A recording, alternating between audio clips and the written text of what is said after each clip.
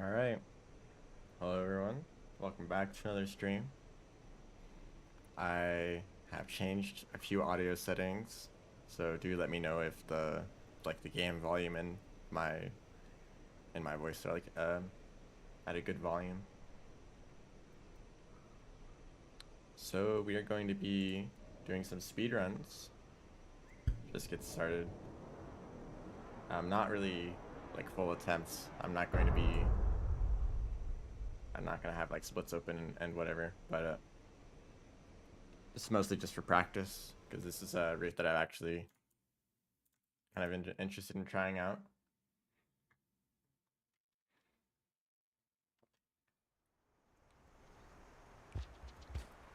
I'm calling it the like Outer Expanse speedrun because it's the ending that you get if you go to the Outer Expanse as either the survivor or monk.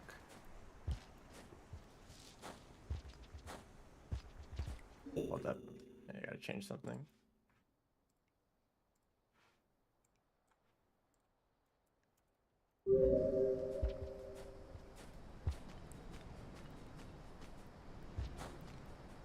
So we're doing something here. If you don't grab any food, it's either dependent on food or which rooms you go into, but if you just take this route, the rain doesn't actually start when it normally does, which is right in this room. You just keep going.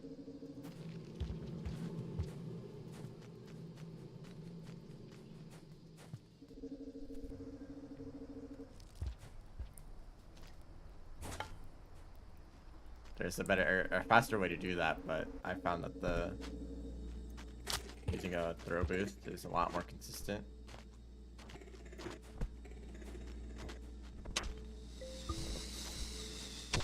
There's also a way to get that other fruit just by throwing upwards.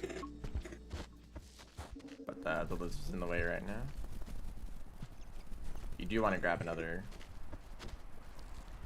something else to eat, like this bat fly. So I'm surprised that pink lizard didn't care about me. And we stay in this shelter.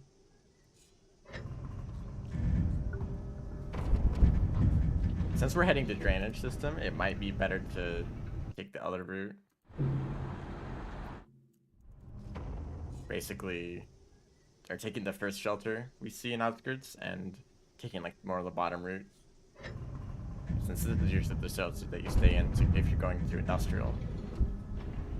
Such a much closer path.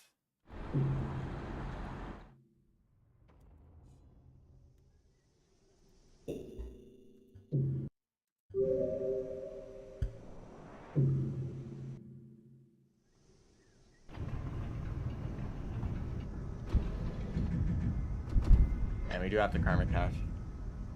Just to level 4.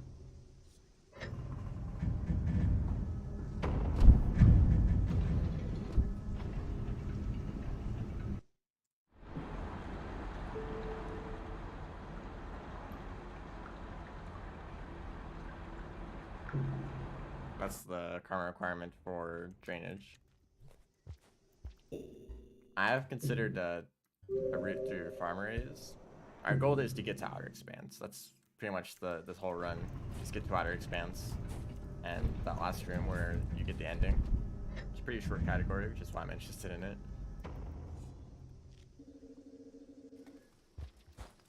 But there's 2 ways to get to farm or to Outer Expanse. You can go, well, there's actually a lot of ways, but the route that I'm going to be taking is the one through drainage system. That can get me to filtration system, up into subterranean and Outer Expanse. There's another way to, there's a few other ways to get to just subterranean, like can't get a movement there. Like going through shoreline or pipe yard actually, but I think those would be more out of the way. It doesn't sound like a great idea to go all the way over to shoreline just to get to subterranean. And pipe yard I'd have to go up to industrial first, and even then the route through pipe yard is pretty long compared to drainage. okay. Even in routes that start in industrial, like Gourmand's run, I found that the path to drainage is faster, so it'd be even slower if you had to first go through the other fruit dropped anyway.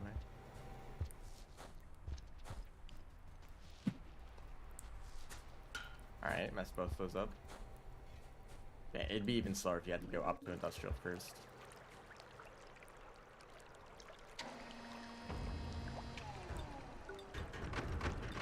Why do you want me to stand here? I think that should tell you to stand still for a second to activate the gate. So kind of in tutorial mode.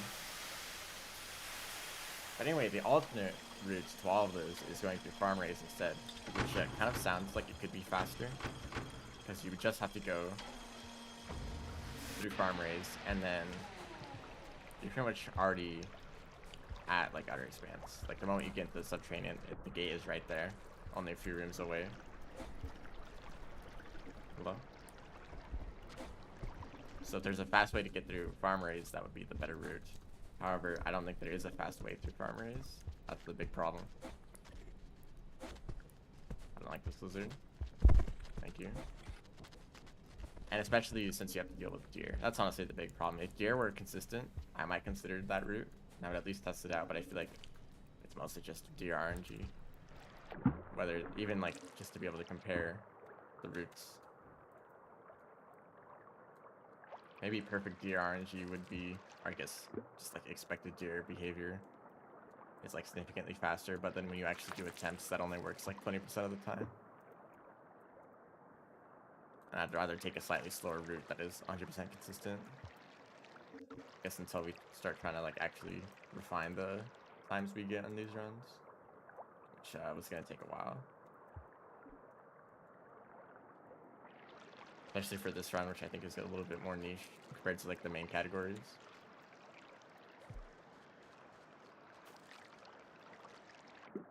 Everyone's gonna want to do speedruns of the main like the main new slug cat campaigns. Although I'm actually not really that interested in them, other than Rivulet and Saint, and maybe Gourmand too. But a lot of people aren't gonna be interested in that.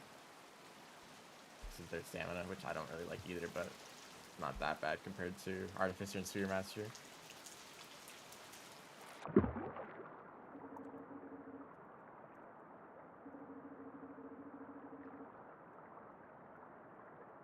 I think this category really compares actually. Because it's just like regular survivor movements. You get to go through drainage, which I'm a fan of. I don't really like the filtration part of the run since it's completely blind, and there's a few jumps that are kind of difficult in the dark. So I'm gonna take the shelter for entering filtration actually, just for safety. Although an ideal run, I don't think you need to do that. You might be able to make it all the way over to this slide. All the way over to Outer Expanse in a single cycle from Outskirts.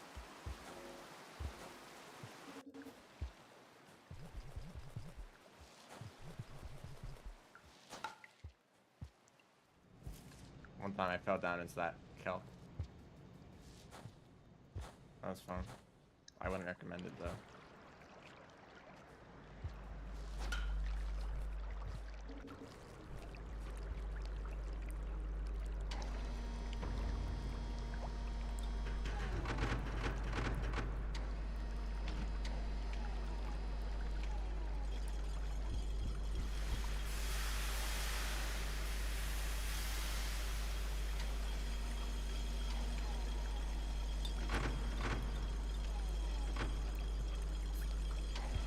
From here, there's some fruit. Technically, not fruit, whatever.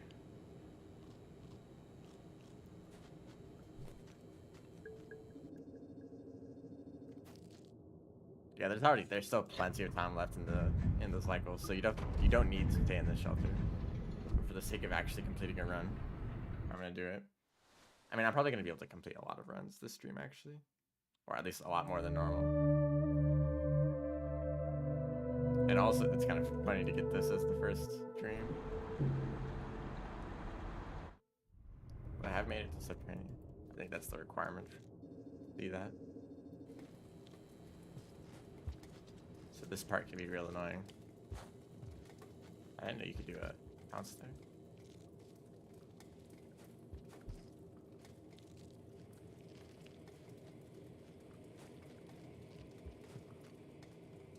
So this is the part that I don't like. That's why. Those jumps are really hard to make.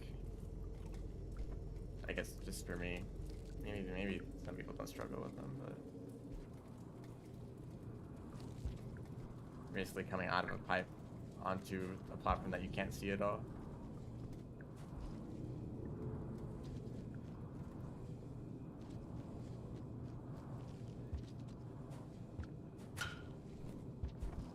Okay, that could be a bit dangerous. I don't even think you can make it to that top tunnel. Better just go this way. Also, the mole lizards here can be annoying if they're in the wrong spots. That's always the case for filtration.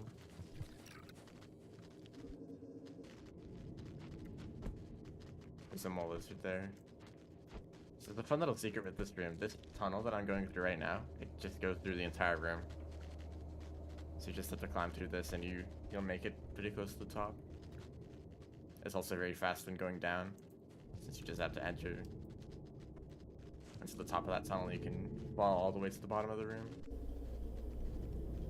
This room can be a bit annoying depending on what's stuck in this tunnel. Right now it seems to be scavengers, although there's only 2 of them.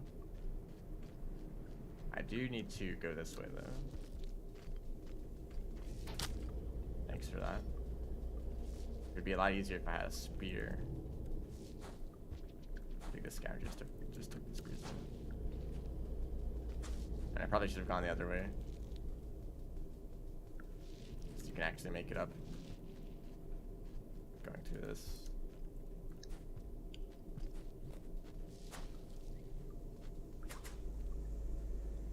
I really like this addition to subterranean. It lets you actually go back to the. I'm pretty sure this was probably added for outer expanse, because otherwise it's much harder to get to that unless you go the farm raise route.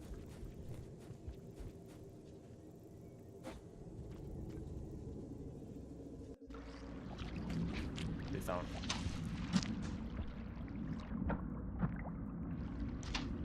Yeah, I was more worried about the scavenger accidentally throwing it all. Probably never accidental for them, but the scavenger could have thrown a spear at me. I didn't even see that they were reaching that far out. I mean, I knew there was a kelp there.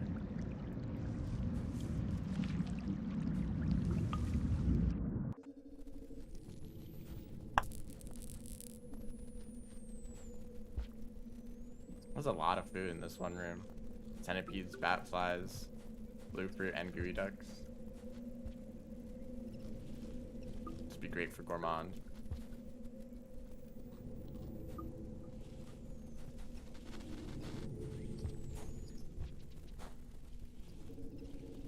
It's always this kind of like rough movement that I'm not very good at. And that can be optimized a lot.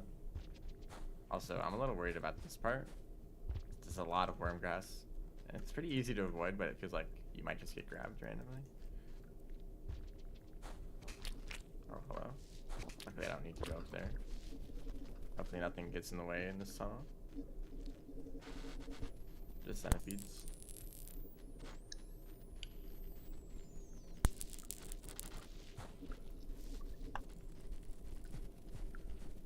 It's nice to be able to actually get this far on the first attempt.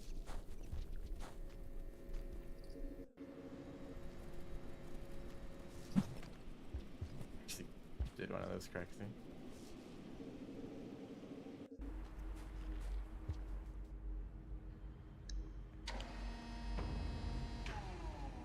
So I think it's actually possible to get to the very end of the run in a single cycle. It might be possible from outskirts, although it was already, well, okay, it was about a third of the way through the cycle when I got the filtration. I can take another third of the cycle to get to this point, and then once you make it past Sunken Pier, there's no more cycle. There's no more rain that can kill you, at least. So this should be the last cycle or the last shelter that I'm taking, just for safety. but an ideal run might not take any shelters after outskirts, which would be really interesting to complete a whole run in a single cycle, although it also probably depends on the length of the cycle, which is random. Although I've noticed since downport that cycles are a lot longer in general. Maybe just for like the easier slug cats, like a Survivor, or Gourmand, Monk, but cycles feel really long now. Usually these kind of cycles with the dots really close together, they would be pretty rare actually.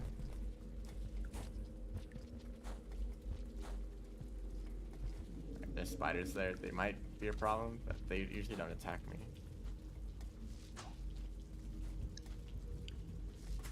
Okay, why can't I do these jumps?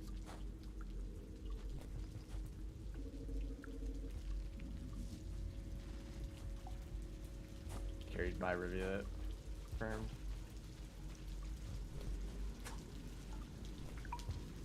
I do want to get better at Survivor's movement because I do like their runs, Pebble Percent, and now this Outer Expanse ending. I do really like these runs compared to most of the runs that you can do in Downpour, but it also means that I have to get used to Survivor movement again. All the other, well, I guess Gourmand kind of has similar movement. Gourmand's actually worse, I guess. So you have to deal with stamina, and the slides don't make too much of a difference. Like, although I guess in areas like this, you'd be able to roll everywhere.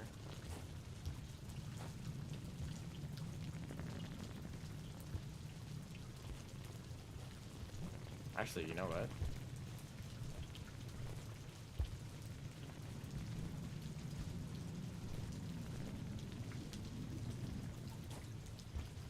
Okay, I don't think that made much of a difference.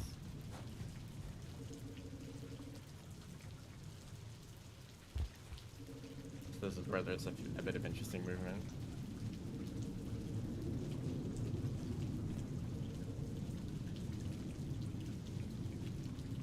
I really like areas with platforming like this. You have to be really careful about your jump. It's kind of like that one challenge above the pit of acid. You have to collect the fruit. I'm a fan of that challenge.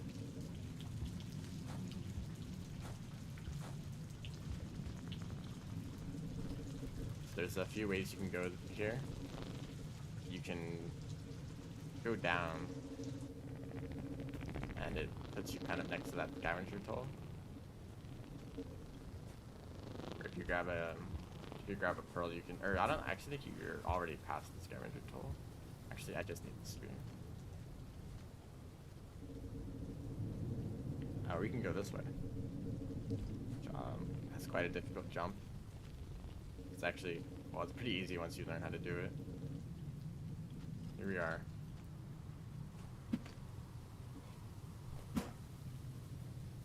Yeah, it's pretty easy jump. Okay, that's happened to me before, but I didn't fall all the way down. I managed to grab the ledge again, so I kind of just forgot that I had to hold back in. It supports it's like that experience if that kind of stuff can happen. I might just take this bottom route because you don't really have to deal with the spiders. I guess they're pretty much right in the way. I still can't do that.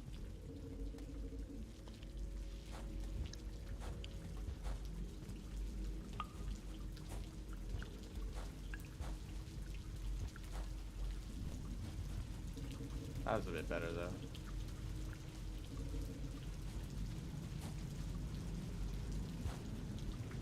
That's a street you actually don't want to do a pound.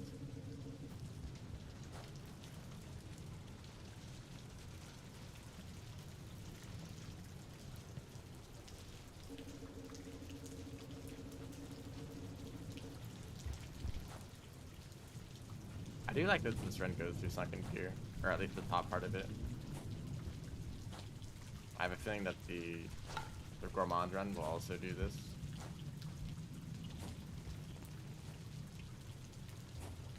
Oh yeah, that. It doesn't really matter if you do that jump there.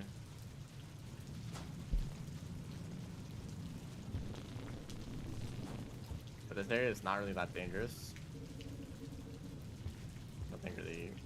Nothing can really kill you here other than just falling, which I almost did, but there's a pull down there.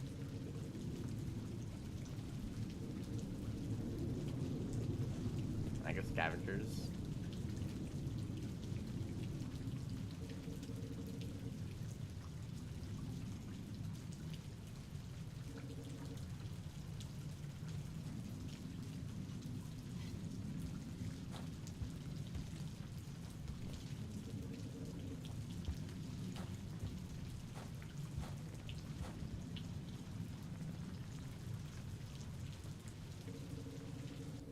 Alright, let's try this jump again. If there's a way to get up from here, to get onto like that top little area, this would be a lot easier. I think there's a way you can do it, but it's really inconsistent.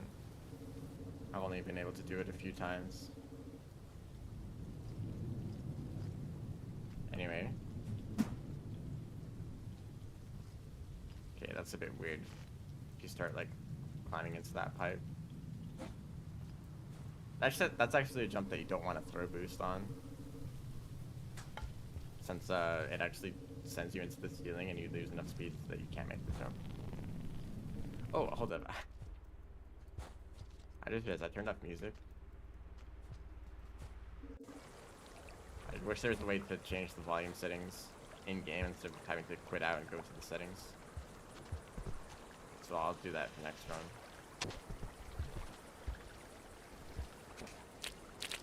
Thanks for that. Just want to do a long jump. Probably not even faster than just going. So that's a very bright blizzard.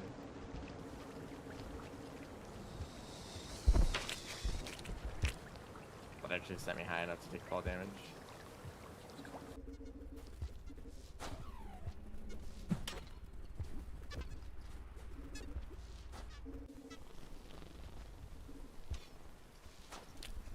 Unfortunate. I could have gone a lot further. Timing was a bit different. And by a bit, I mean literally 1 frame.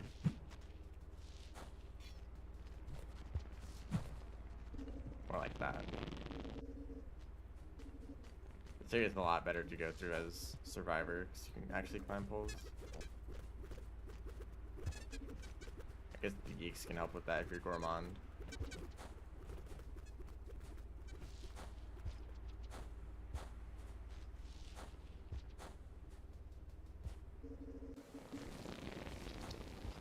There are a few lizards here and there.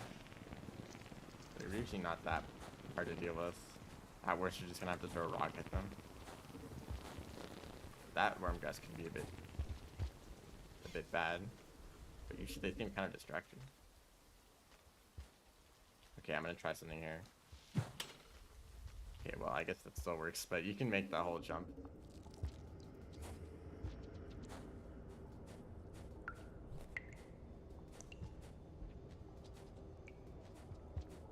There's definitely a better way to do that room.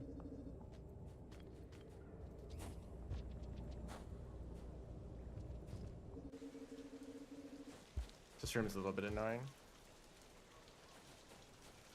I almost died to worm grass. There's these kind of... Actually, that's not too bad. That's actually pretty good. I haven't done that before. Hello, welcome to the stream. We're actually almost done with the speedrun already. It's a very short category. I'm more of a fan of the short runs where you can actually like spend time optimizing it instead of just trying not to die. In the Saints run, for example, it takes like longer than an hour, so you're spending most of your time just trying not to die.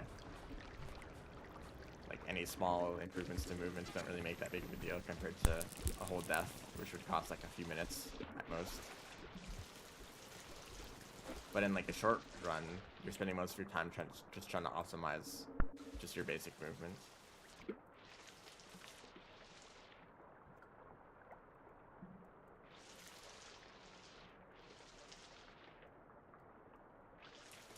Also, I've considered bringing a geek here. I mean, geeks are pretty common in this area, so it'd be pretty easy to get one. Oh, this is just pretty much the only one that's consistently in the way. Not really hard to deal with. I think there might also be a centipede.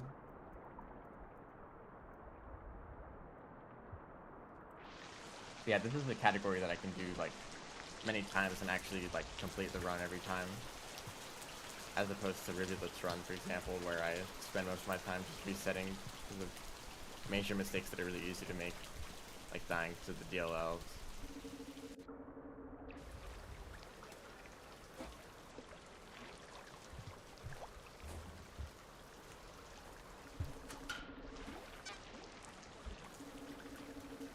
Yeah, grab the seat. Whoa. You have time save? I still don't know what causes that bug. I didn't even know it was still in the game. I thought they patched it out, but that happens sometimes where the game speeds up. I guess it is technically a time save. Although it might have also sped up the in-game timer, which I guess would cancel it out.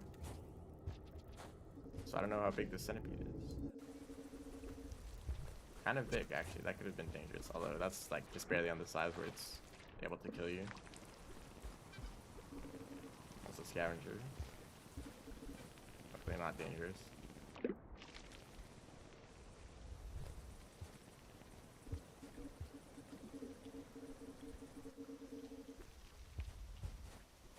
think I'm gonna try to use the deep.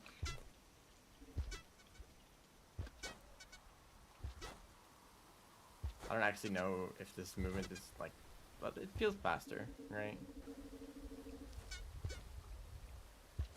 You don't have to deal with the rough terrain. You just jump over it all.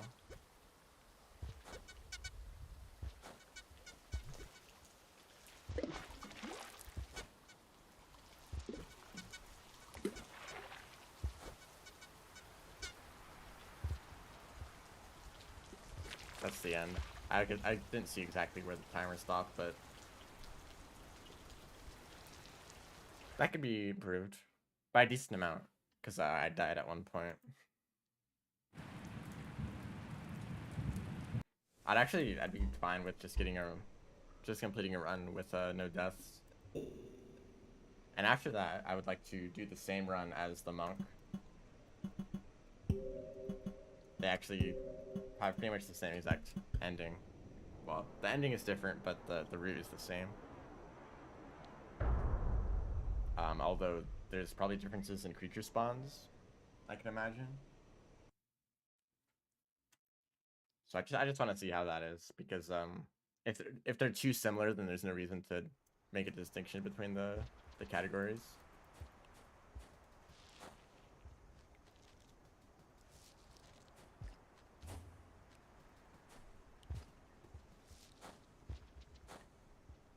Although this already feels like kind of a niche category, like an alternate ending for one of those like that is already in the game, not a new downpour one.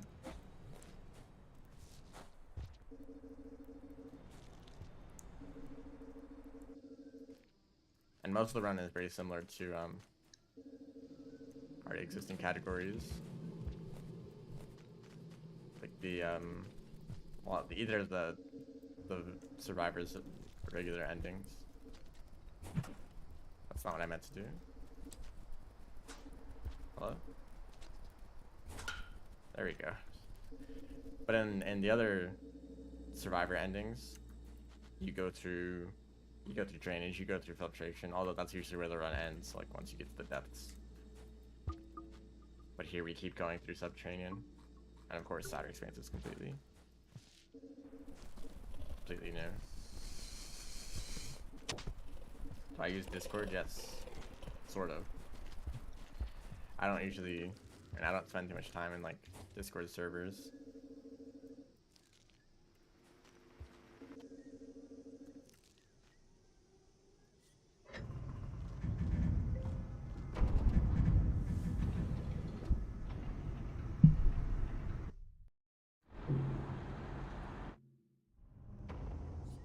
Oh, there's no reason to grab that karma flower, because you're just gonna have to karma cash and it immediately goes away.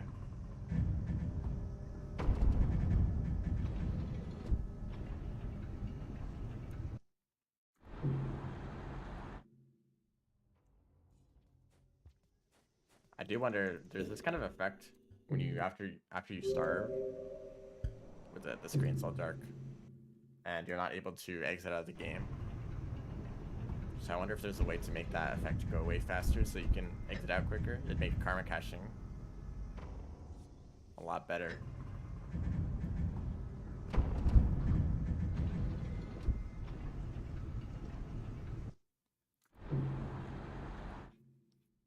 Anyway, this is the last karma level we need.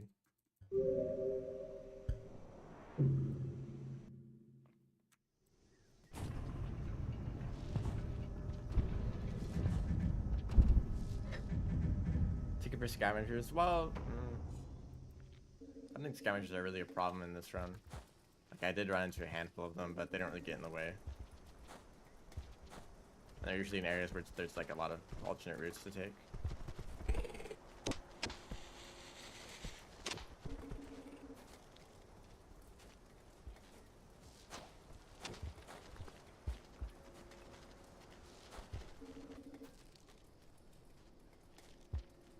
And plus you'd have to hold on to it the whole time.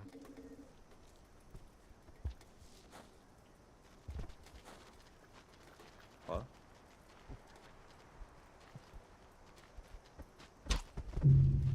They really stayed in exactly the position that, like, they're prepared for every direction.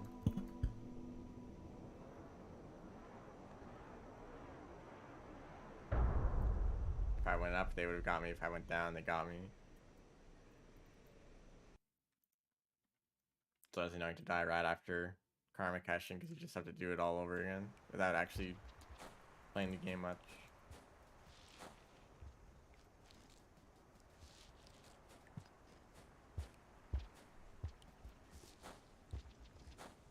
I still haven't figured out the best way to do this area.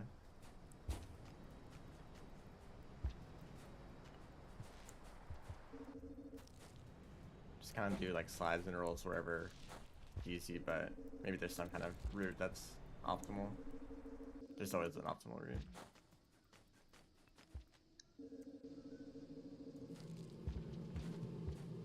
Never am I able to do a pound.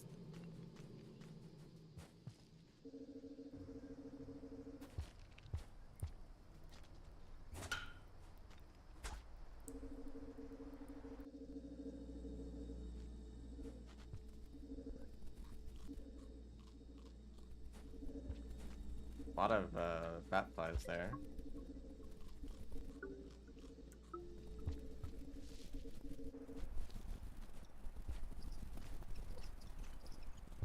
I didn't pick up any of them somehow. Oh. Okay, it's not like optimal, but got it eventually.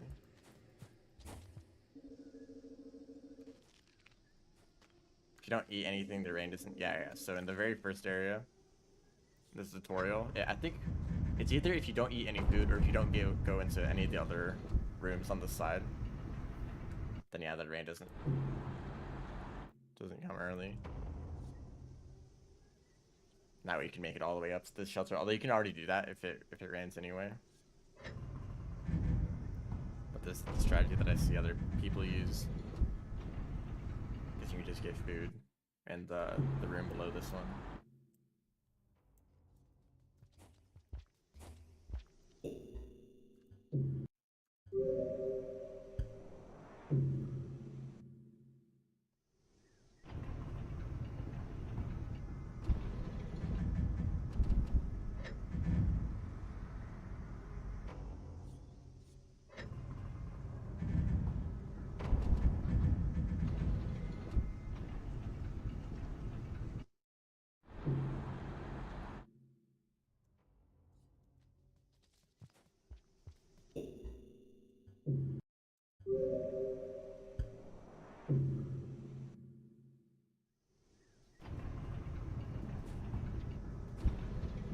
Life began to be much easier when you discovered karma caching.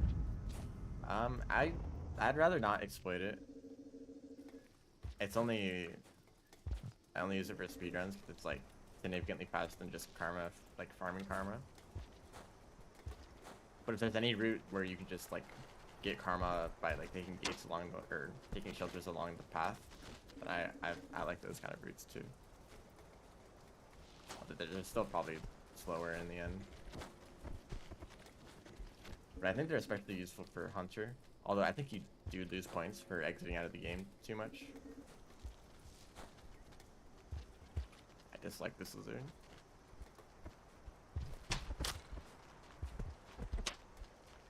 Okay, I don't know why it happened like that.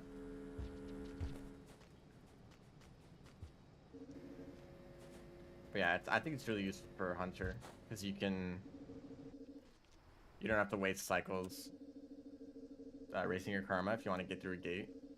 Just karma cache for a bit, and it doesn't. I really tried to not grab onto that.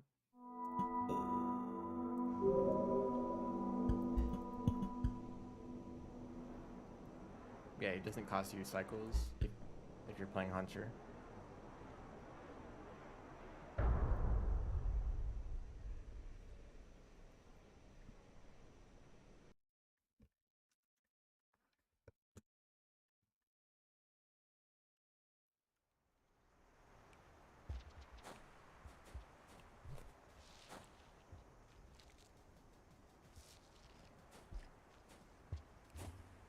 I would have been fine if I carried like any rocks or spears at all.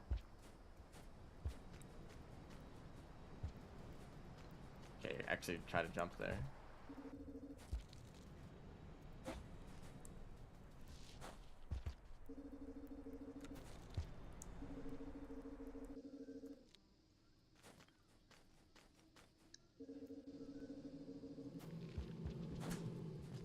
That's better. Although I do need to find another rock. There's nothing. I'll try to do this strategy then. You can actually do it like this. Yeah, that's not how you do it.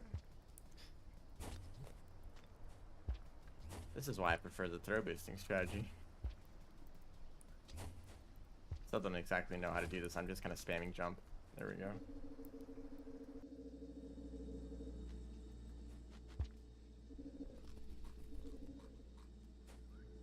I don't really care too much about optimizing my time right now, at least. Sometime in the future, I'll probably try to do an optimal run. Hello?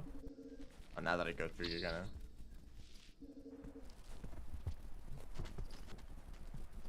Yeah, eventually I'll do an actual, like, run where I try to minimize mistakes as much as possible. One that I'll actually submit. These streams are mostly just for practicing or checking out a route that I think might be interesting.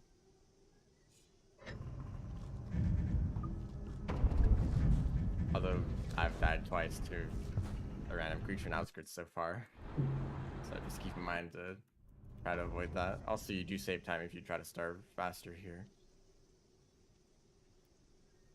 because the gate or the shelter opens instantly. But yeah, now we're back to karma cache. You do need to enable a setting in remix options. The enable vanilla exploits. That does need to be on for karma cache to work.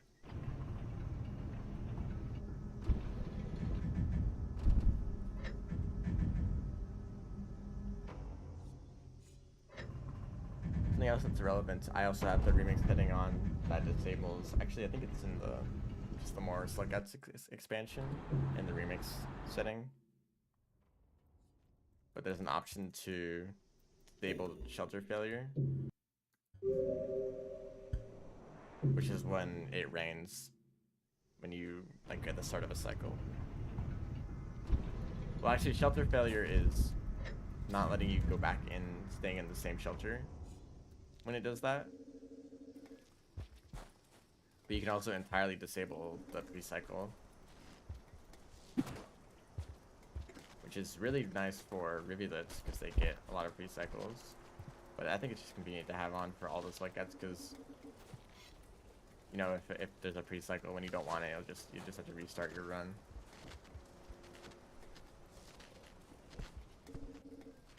Oh great, this guy.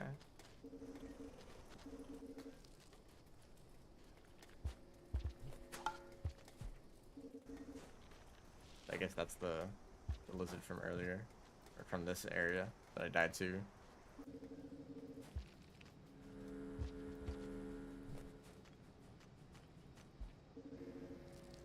It's also nice to be able to fast bull climb again, since we really can't do it. Gourmand can't do it. And Saint can do it, but you're usually just using your tongue anyway. Anyway, that's what I wanted to do last time. I don't know why I turned around. Well, probably to catch me, but usually they just kind of keep going.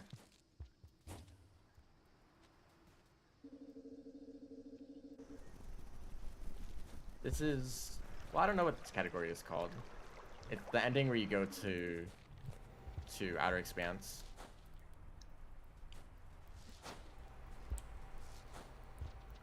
Very similar to Gourmand's story ending. But Survivor and Monk are able to do this.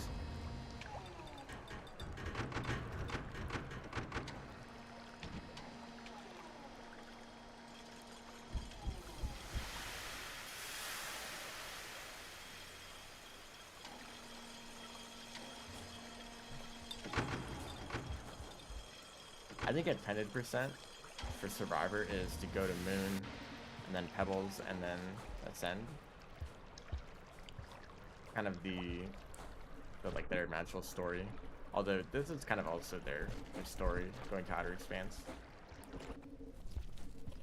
It is canon, I believe, since the monk always gets this ending. Or if the monk goes to Outer Expanse, you always see Survivor there.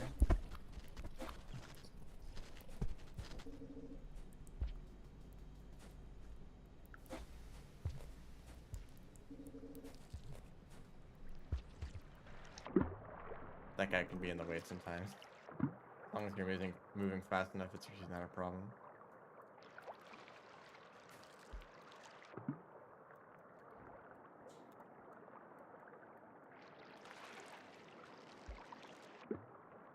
I think intended percent kind of just overlaps with the story percent for most like cut. And it's like, I don't know, kind of unnecessary. I mean, unless there's some kind of specific thing about the route that would be improved by doing things in order. Or if like a significant part of the... that's kind of close. If a significant part of the campaign is skipped in an ideal route, like an any percent run. Intended can actually like let a speedrun explore what actually happens in a campaign.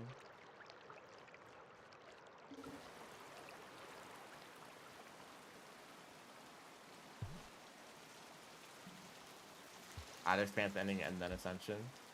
Yeah, you are able to do that.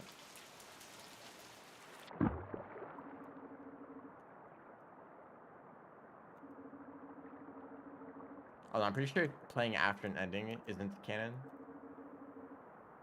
Like Spearmaster, I guess spoilers for the ending of Spearmaster campaign. But the ending screen shows that they're with 7 red suns. But if you continue playing, you just like start off back at the top of Sky Islands communication array. Like unless they manage to go all the way over to the other iterators and then all the way back for you to continue playing. Doesn't really make sense.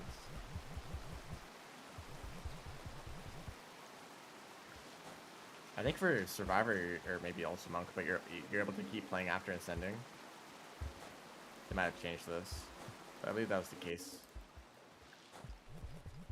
And it doesn't really make sense at all since Ascension is supposed to be like the ultimate form of just like the ultimate form of closure.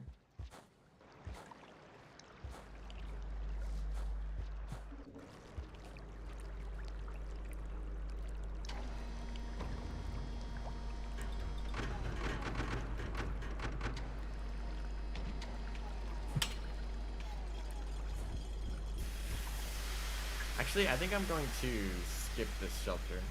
Let's see if I can go all the way through. You used to be able to continue playing after Ascending. Did they remove that? Downpour?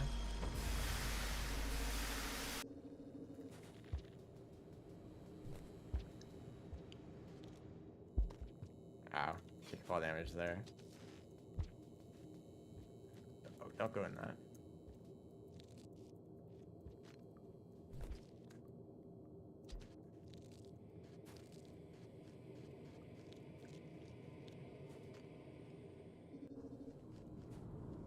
Okay, I don't know how to do that jump. Just kind of like jump out of the pipe and hope that I land on the platform. Yeah, it works that time.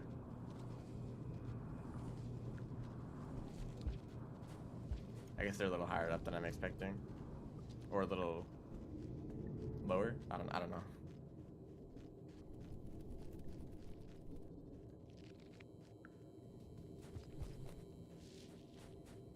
But honestly, falling down there and dying is like the one thing I'm worried about in that section.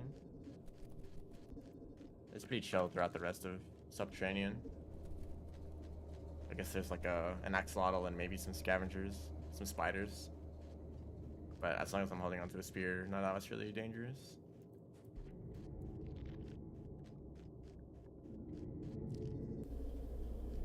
And also there could be something here. It's always annoying.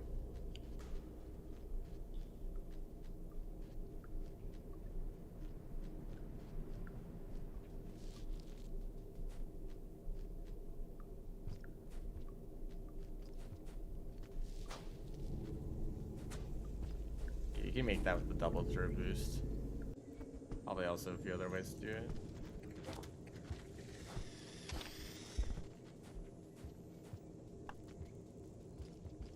Can you eat and fight orange lizards here? There's orange lizards here.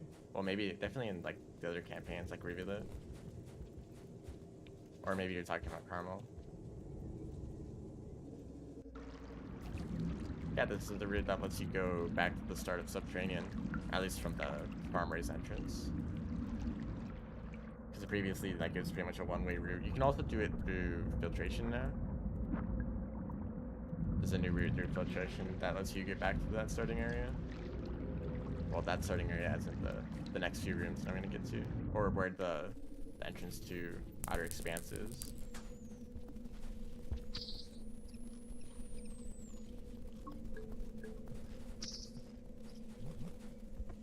Actually not going to eat anything. Because I'll just grab some food and bring it into the shelter, so I'll eat it automatically. Oh, hello, scavengers. Please don't hurt me. Okay, I mean, the survivor's reputation is pretty good with the scavengers already. At least it's neutral.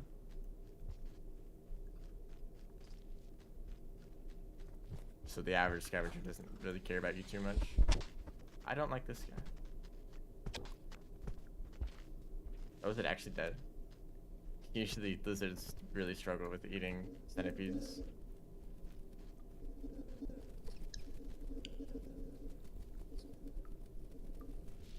I'm gonna try risking it. Let's see if I can get to Outer Expanse before it rains. But also, it might be a bad idea.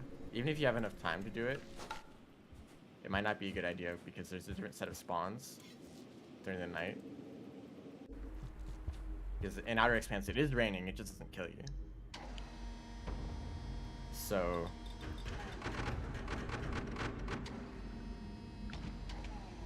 there's like monster kelp and like a few different creatures that might be more dangerous, and it's like actually worth it to stay in the shelter even if you have enough time.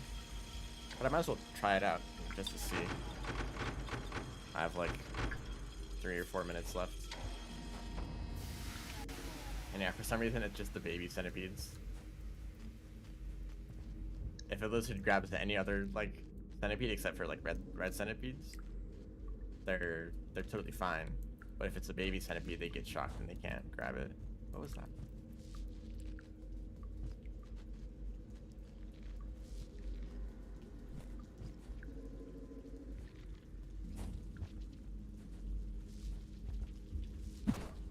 There we go.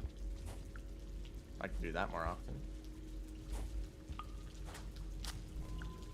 Did I hit something? Oh, one of these centipedes.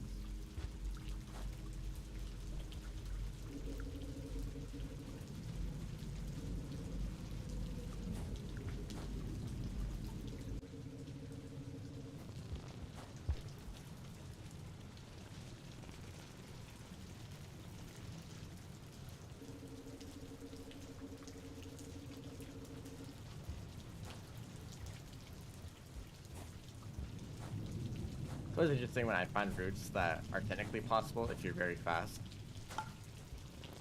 Like in the rivulet speedrun. Oh yeah, this one doesn't matter. In the rivulet run, you can make it from the gutter. Oh, that's large. And there's a vulture. They just grabbed the that lizard. I'm gonna be fine. Oh, hello, large creature that I would like to avoid. It looks like it just fell down. Actually, I'm gonna try. That was kind of close. Try going up here. Yeah, you can make it from the gutter all the way up to the top of the wall in a single cycle. Even for rivulets short cycles.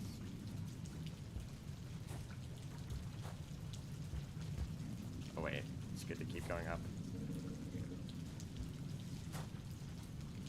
But I would not recommend that route for anyone who isn't very comfortable with that route. It's very, very close. Even if you're... Like, even I sometimes mess up the like movement in a few places and I don't have enough time. But like, there's one room at the end of the wall that is possible. If it's raining, it's just like it takes a long time because you keep getting pushed down and it's hard to like climb up the last few poles you need to. Even if it is technically possible to make it. Well, alright. I don't know why I just kind of tripped. Am I in outskirts? I am in outskirts. That's the risk. I mean, I kind of wanted to do a run without any deaths at all, so it doesn't matter. I would have restarted anyway.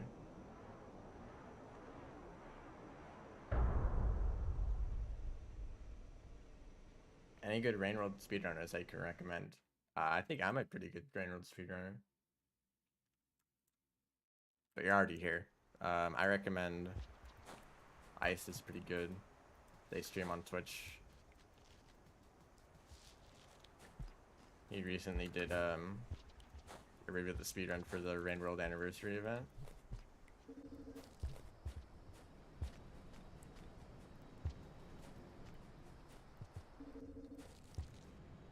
But I'd still hold the world record for the rivulet speedrun at the moment. You could find on my channel right now. Although world records don't really mean that much right now since there's only a handful of people actually doing speedruns.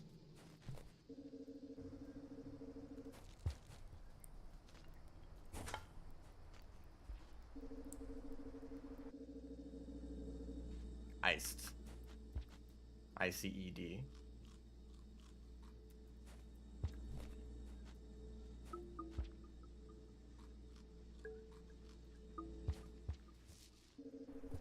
See if I can actually grab a batfly here.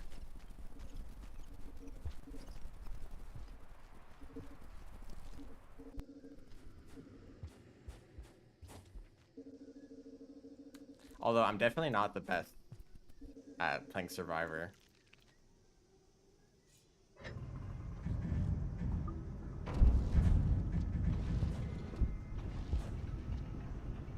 If you want to see a good speedrun, I recommend looking for the... Oh yeah, Karma Cache. Looking at the world record Survivor Pebbles percent run. You can find it on speedrun.com. Although you have to look in the vanilla leaderboards because there's a different leaderboards for Downpour, including Survivor stuff. But the record before Downpour for the Survivor Pebbles percent category, that run is very impressive. And like much more optimized than any Downpour speedruns at the moment.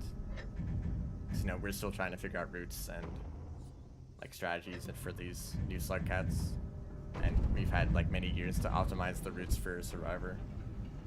Or at least some people have. Some people have done that. I'm not that great at Survivor at the moment, but that's why I'm doing this kind of run right now. I would like to get better at it. I'll probably go back to doing like vanilla categories eventually, like Pebble percent. I have submitted a run for that, but it's not the greatest, and it could definitely be improved. I've played Rain World a whole lot more since submitting that run. But I've also not really been playing Survivor that much, most of the new slug cats, so maybe I'm still not that great at it. Also, do you really have to be there?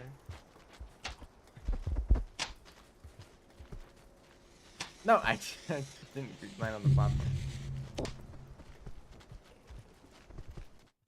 Actually, I don't. I'll restart.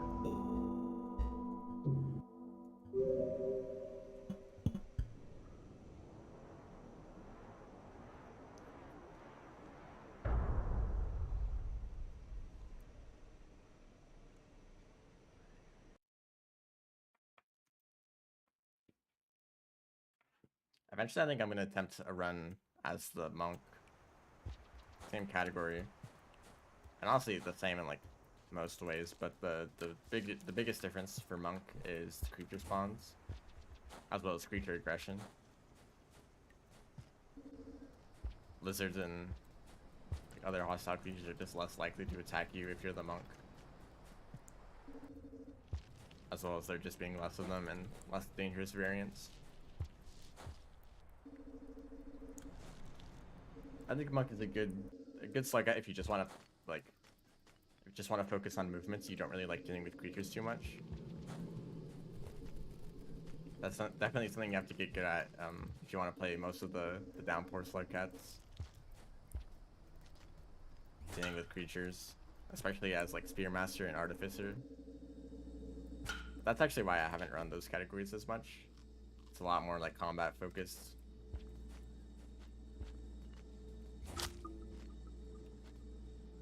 Instead of just movement focused, which is more like Rivulet and Saint, although Saint is kind of a mix, since you have to evade a lot of creatures, a lot of dangerous creature variants.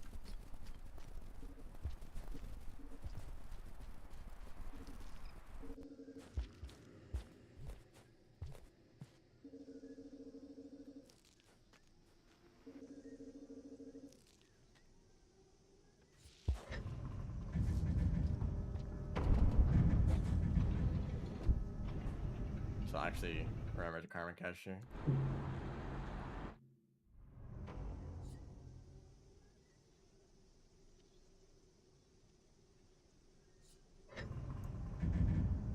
You know, for a second I thought you said Mirror's Vultures, because I'm usually dealing with Mirror's Vultures more than Mirror's Birds, like, especially as the Saints. But yeah, they're not honestly that bad. Audio cues definitely help a lot for Mirror's Birds. They're super loud, but they also they kind of do sparks when they're running. And sometimes you can see sparks flying before they even get on screen, or you can always be in position to like hide somewhere safe before they reach you.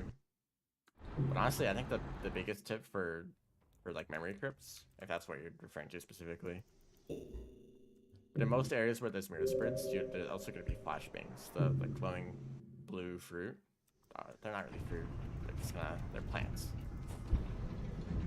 The glowing blue plants, you can pick those up and throw them, and it does this flashbang effect that blinds creatures for a short time. Especially effective against mirror birds.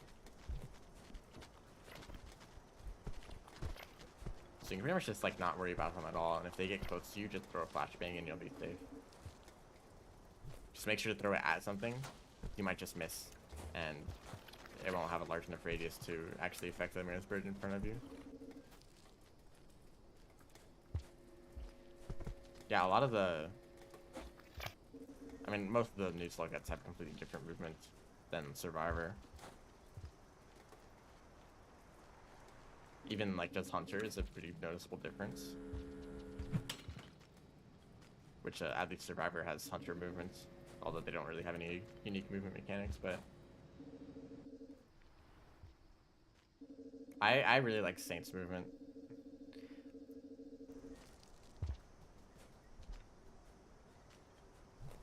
I'm a fan.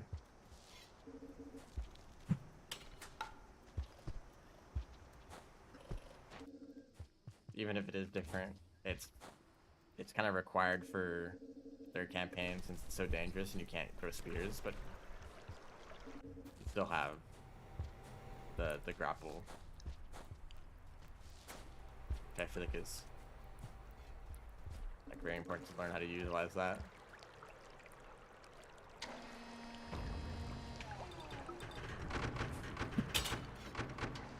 But I can understand how it kind of is like hard to get used to, especially revisit since they're just too fast in some situations.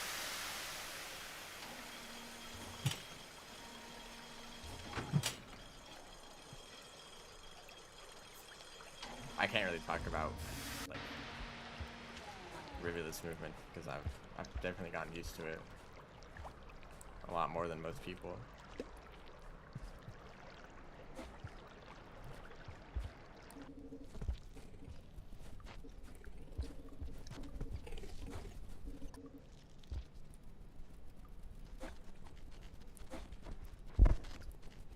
Kind of have to wait for these lizards to pass.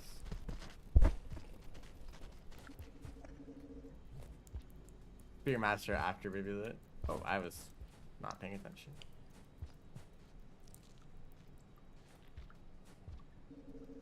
Yeah, it's kind of jarring. I mean, okay, before the release of Downpour, they were kind of like talking about Spear Master as like the like predator. The apex predator is what the mission for them is called in expedition mode. Seven Red Suns talk about how they designed a slug cat to be like fit for a dangerous journey, you know, as a messenger. I feel like he made a major mistake. Spearmaster isn't actually that strong. Honestly, I feel like they're weaker than Hunter. I think Hunter is a better hunter than Spearmaster. Especially compared to the other Downpour slug cats, like Artificer is a way better hunter than both of them. They're kind of balanced out by the presence of scavengers, so they're not like too overpowered. Okay, thanks for that. Like Artificer is very powerful, but they have to deal with very dangerous creatures, specifically scavengers and like elite scavengers. But Hunter, or not Hunter, Spearmaster deals with a lot of dangerous creatures while not having like any overpowered abilities. Like you can create spears, but if you're good at managing your spears, then you don't really worry about losing them. And especially with the Hunter, when you have a back spear too, you pretty much never don't have a spear. So actually being able to generate new spears whenever you want isn't actually that big of a strength. It's honestly just worse when you're trying to get food at least. Since you have to wait and generate a new spear every time you want to get food. While it's like Hunter or I guess any other slug cat really. You just keep throwing the same spear every time until the creature is dead, and then you can just eat it for even more food than the Spearmaster gets.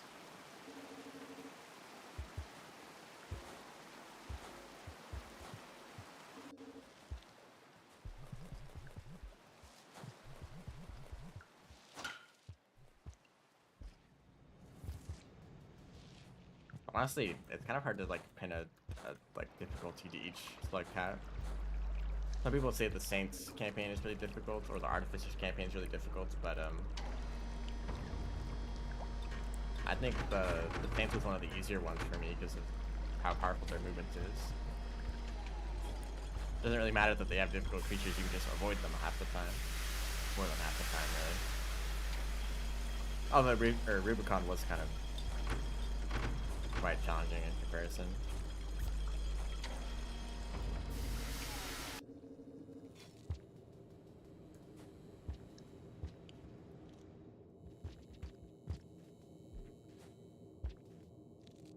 I've heard someone say that Artificer is the hardest out of all the slug cats, but honestly, I completed both their regular story ending as well as their Ascension ending, like within just a few hours. It didn't take them. Okay, I keep missing that platform. I don't know, I keep messing that up.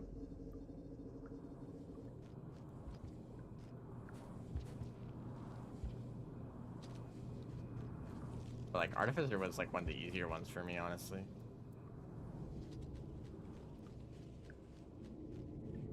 Mouth Spear, yeah, that's I'm not very good at mouth spearing. Like I can do the thing where you slide and you throw a spear at the same time to hit lizards. But that's only if you have like That only works if you have enough space to do a slide. And I haven't exactly figured out the timing for the other type of mouse spear.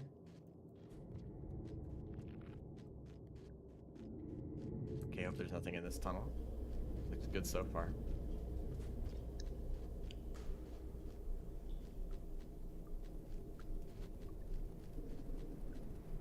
Yeah, honestly, my advice for Artificer is make... Oh, that's a centipede. Make use of explosives. As long as you kill at least one creature with an explosive, you break even in food or more. You use one food pip to create a grenade to kill a bunch of scavengers to recover that food that you lost, and now you can make more explosives. Although it can take a while, but like using grenades is very effective against scavengers. Since it also detonates every explosive that they might be holding on to.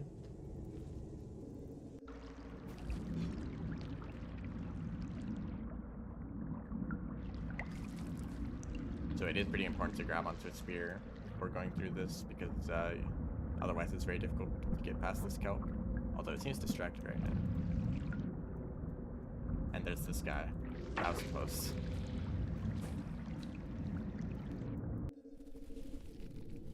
Also, for Artificer, something that's really important to know is if you try to do an explosive jump while holding down, you do a parry. And it stuns like all the creatures within a short radius of you.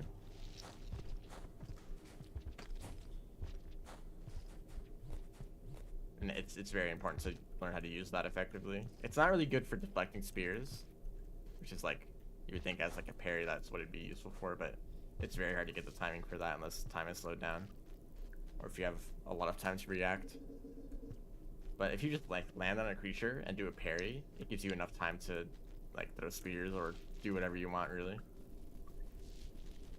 And the moment they recover from the stun, just do another parry. If you're ever in a situation that feels like chaotic, doing a parry is a pretty safe way to get out of it.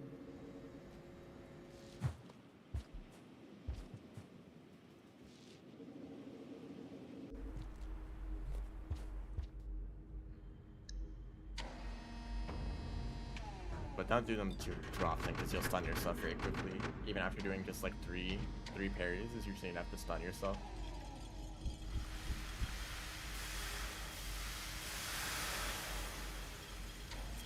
And that's shared with the explosive jumps.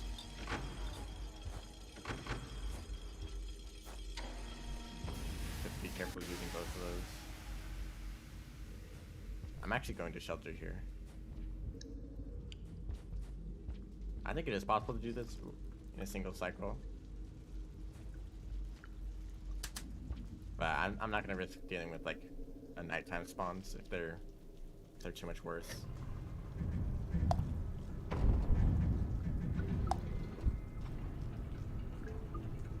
Honestly, I wish it was... Okay, for Artificer, I wish it was the other way around.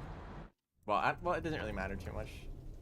Like, it's not that they can create both explosive spears and grenades, but I don't like that they have to deal with scavengers. Because out of all the slow cuts, I think they're the best at dealing with large creatures like vultures, Miros birds, green lizards, stuff like that. Like, Artificer is the best at dealing with those. And yet their main target is scavengers, which are in large groups, where, yeah, grenades are effective, but, you know, you don't really need to use explosive spears.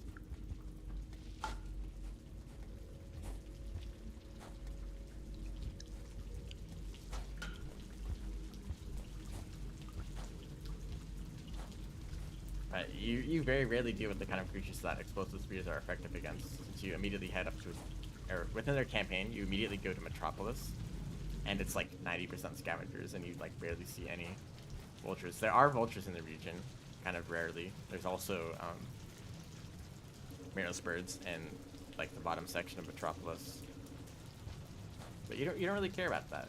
You just want to go like up to the top where the Echo is, or the Scavenger King. That's your goal. So you don't really get to make use of having explosive spears. Luckily, I've managed to make that jump every time. Hello, Squid Data.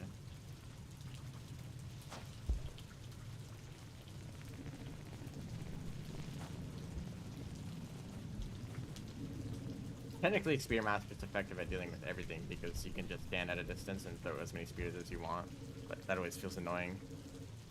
And if the creature gets pretty close to you, then you're suddenly at a big disadvantage because you don't have the time to create another spear without risking yourself. So your only option is to just run away or reuse a spear, which means that you don't get any food from it. Maybe it's more interesting, that kind of like decision making of like should you generate a new spear or just reuse the same one, reuse the same spears over and over again. Pretty convenient. There's a spear right there, but like compared to how difficult their creature spawns are and their campaign in general, and also the pro that they have to carry, it doesn't really balance out.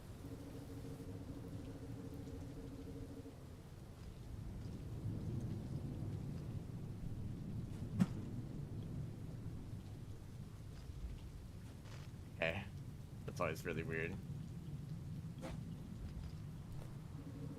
Because you only have like a single block to stand on there.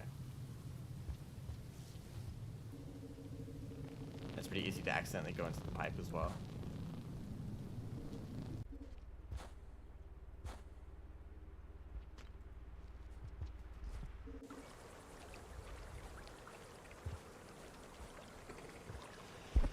I would definitely prefer Hunter over Spearmaster when fighting against lizards.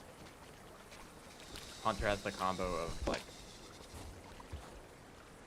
having a rock and 2 spears. You can throw the rock and then throw both spears, and it deals with like all lizard types except reds and greens, and I guess caramels too, but they're pretty slow and you don't usually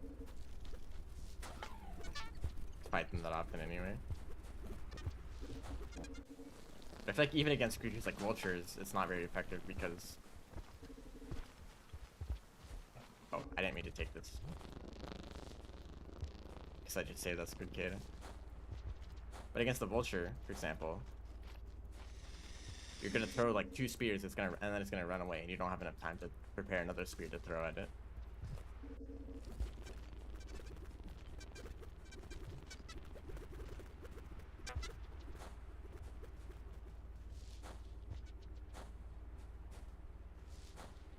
Whereas Hunter can just like can just throw 2 spears and then keep spamming on the vulture. Speaking of.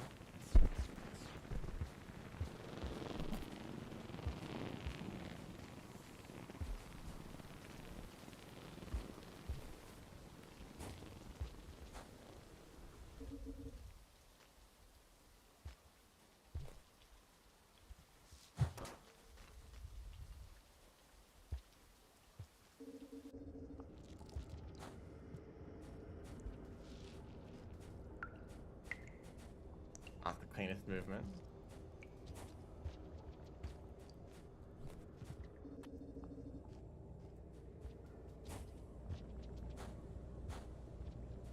Spearmaster is like the perfect slug cat for dealing with centipedes. They don't have any armor to deflect spears, and they don't usually run away. Or they don't run away too quickly. Maybe if you stab a centipede like right next to its den, it'll run away, but usually it's just like a pretty easy way to get a lot of food.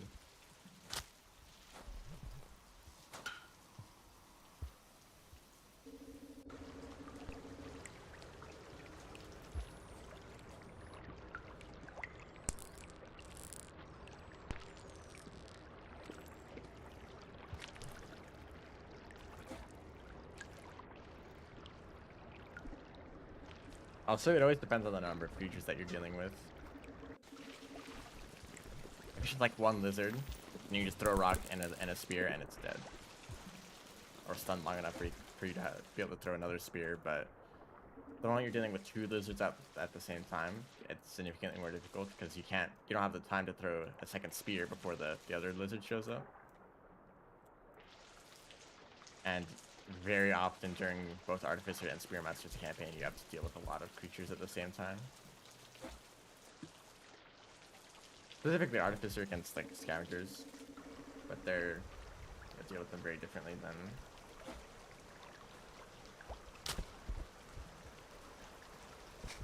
than lizards.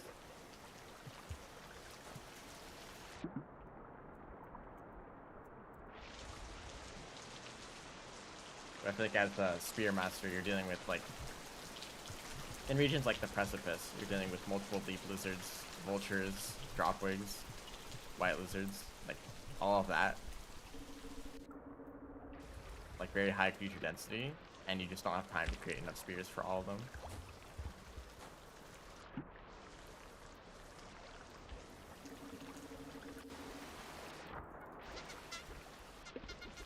I'm going to try to use the Zeke here.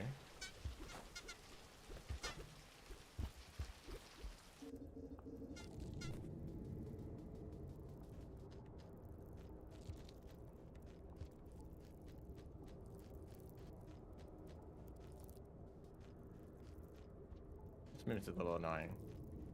These tunnels.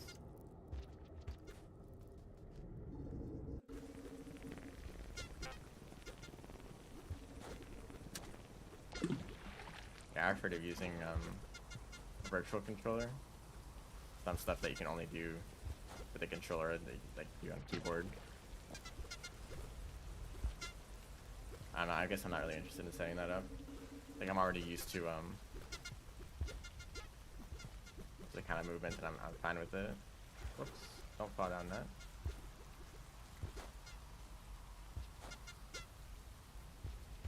If people want to play a controller for the advantage of slightly faster rolling, then they can do that. Say it's like a fair trade-off for the advantage.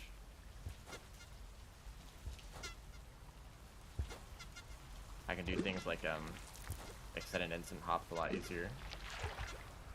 But that's my benefit for the trade-off of not being able to do fast rolls or whatever.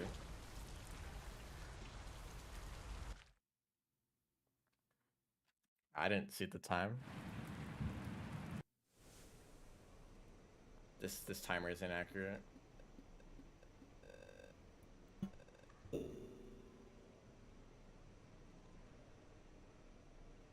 20, is that inaccurate? Oh, it really was 20 minutes.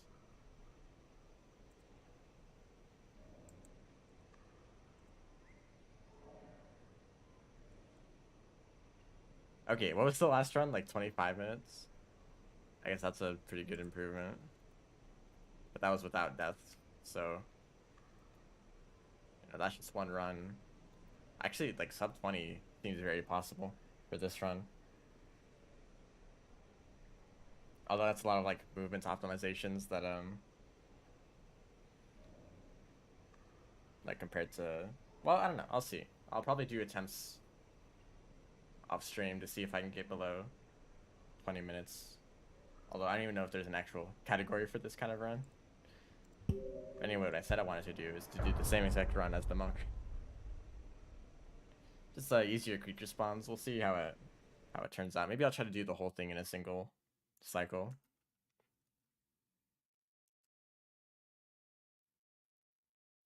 Maybe that's where the time save is of the sub 20. You don't have to stay in the outer expanse shelter. Or I guess sunken pier.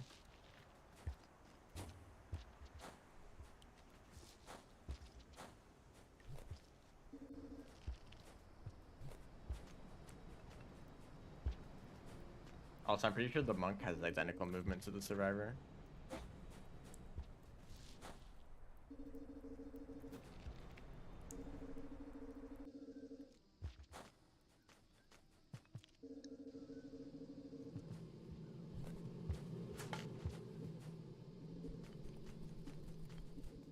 Also, chat isn't updating at the moment. I'll have to fix that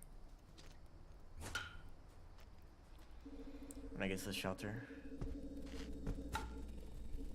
Hello, Blizzard. But I'm the monk, so he doesn't really care about me.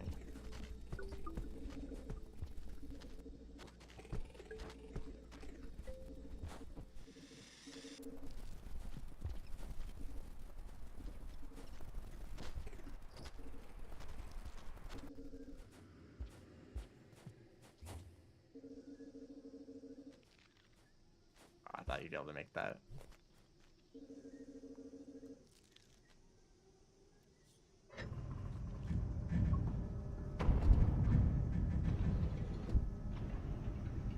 That's weird. Sometimes my chat doesn't update for some reason.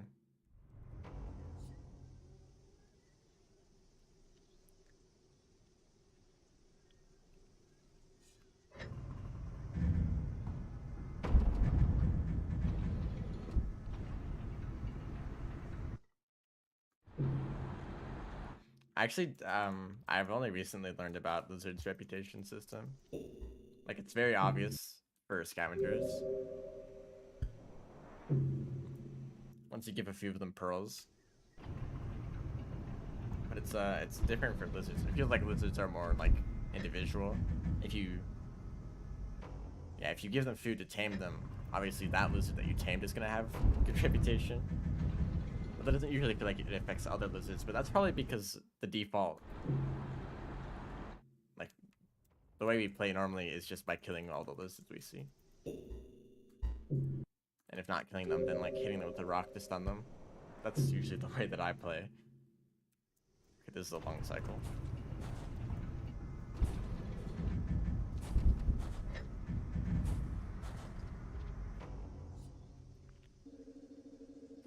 But I suppose if you just, like, tame every lizard you see and you don't hurt them, then, like, eventually all lizards you see will have a good reputation. But I've never tried doing that.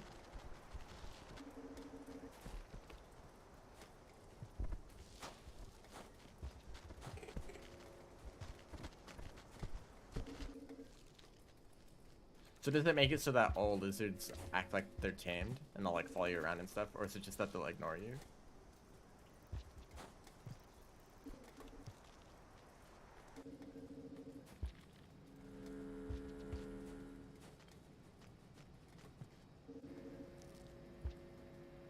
And is, like, taming the same as reputation?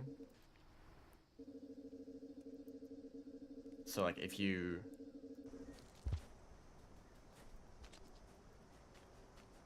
tame a single, like, lizard, is it gonna act the same as like all lizards if you max out, like, global reputation?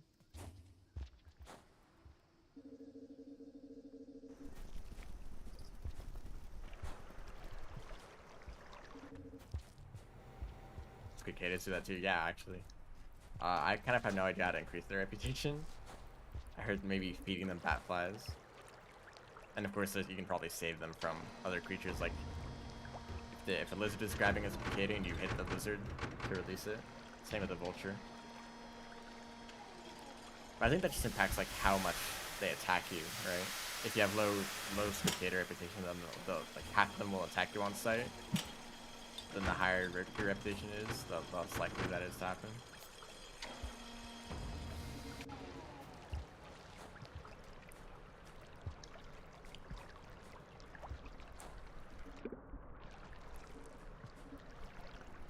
You could probably make that jump without a pounce.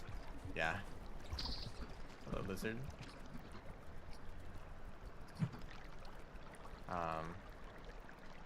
Somehow I also missed the spear. You didn't grab me. I'm still alive. Although I would like to get you.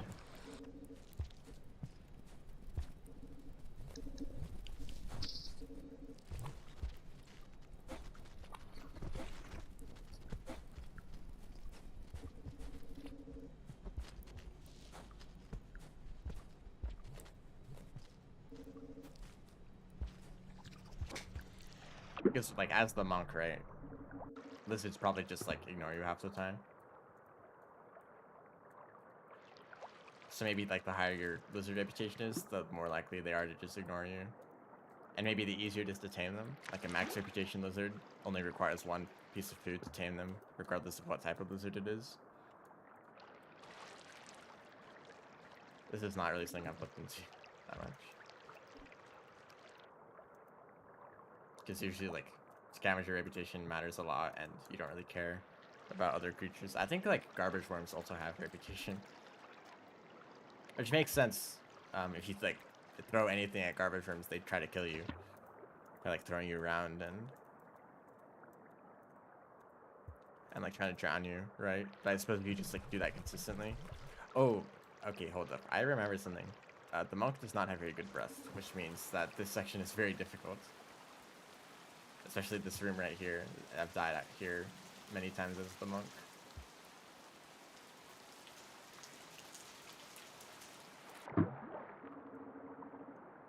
So if I just need to do this as fast as possible. Okay, that was actually really clean. But even then, I'm like close to drowning. So if you're like just slightly unoptimal with your movement there, you'll drown. There's a remix setting to extend the monk's breath, but I think that's not allowed for speedruns.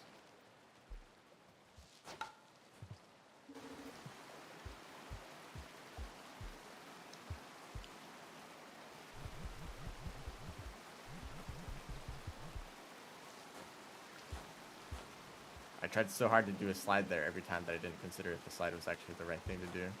I almost went too far.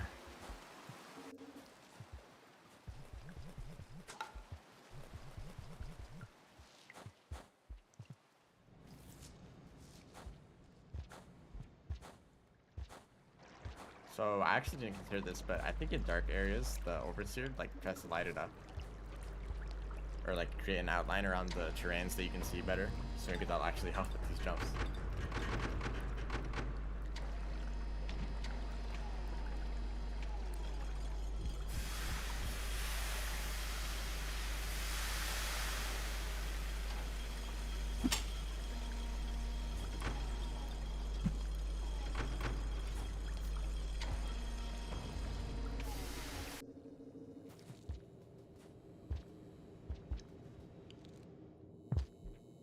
Missed the pounce there.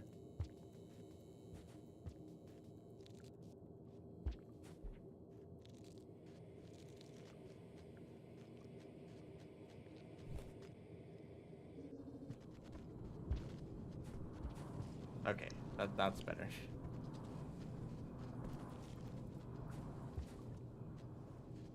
I actually got through that area pretty cleanly. Quickly. If you do that, then you know there's not really any danger from the mole lizards. You only really have to worry about them if you fall all the way down.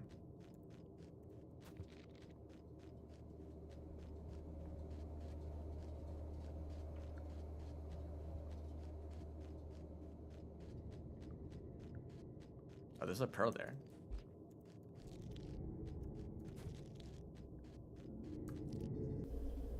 That seems like a unique pearl to monk, or maybe it's only revealed if you're playing monk. It's a hidden pearl otherwise. I haven't seen that before. So you can actually make this jump. Just have a spear.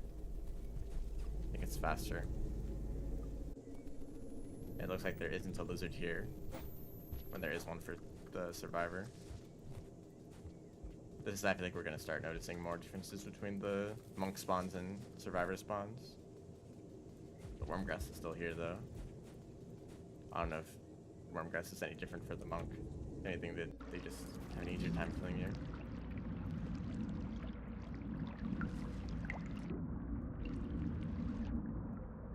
Also, this jump. Hold up, I have a spear. I can actually just do this.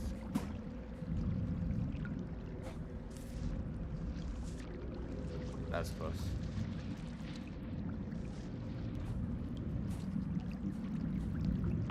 Actually, I think any size centipede, well, maybe ignoring like the largest kind.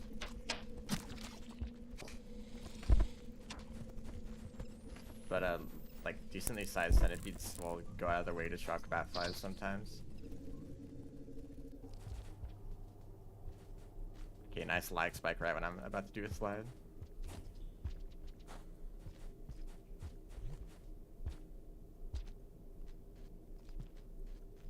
This area is always annoying. It's like perfectly diagonal pipes or tunnels.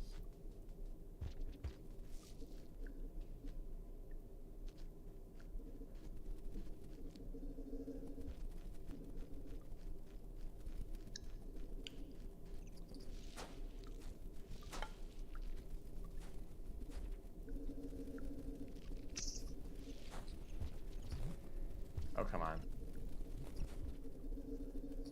That wasn't the pounce.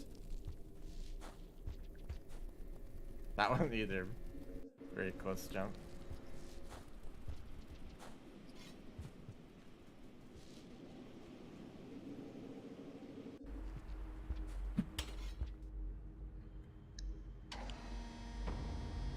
About 11 minutes. I don't remember when I got here last time.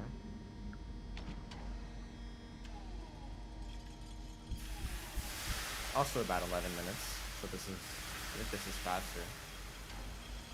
Faster than last attempts.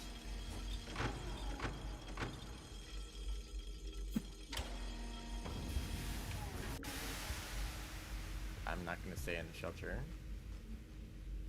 Like, see, we have plenty of time left. About a third of the cycle. So there should be enough to make it all the way to the end. It might start raining.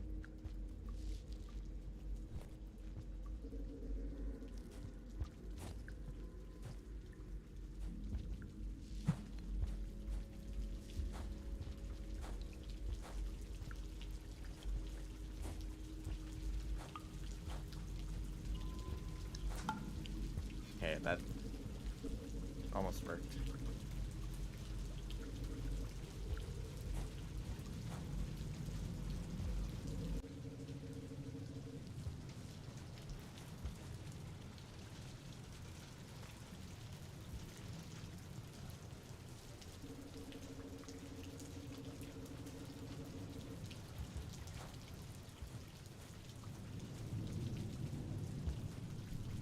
Okay, nice backflip.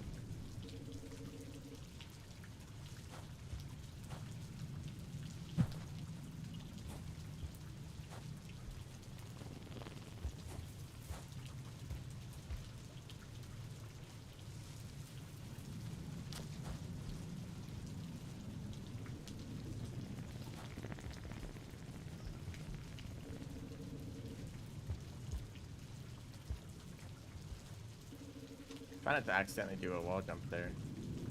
Ooh. Don't fall down there either.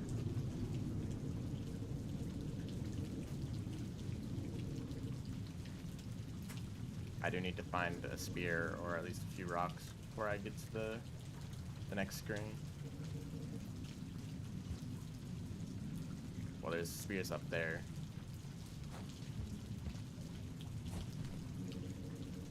There's some rocks. I don't see any spears though. I think that well, actually I died doing the strategy last time, so I think they're both like fairly difficult. That's a scavenger. How'd you get up there? Well, they actually have like pipes that they can come out of right there. Or it might be possible to do a pounce from the pipe. You don't do a jump there for no reason.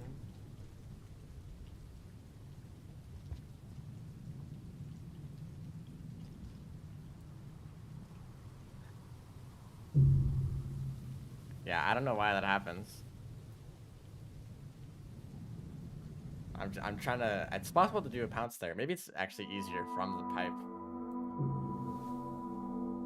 so that you don't accidentally fall off, and you start off a little higher up. So maybe that's better.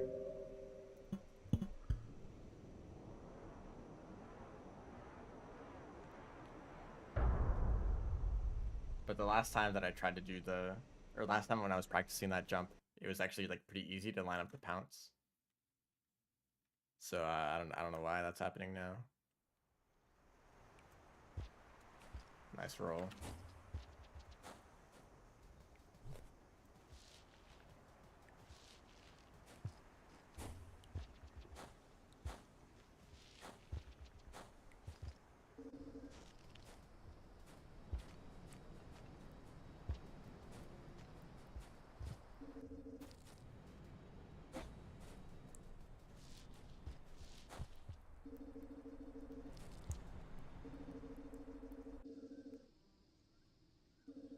No, don't do that.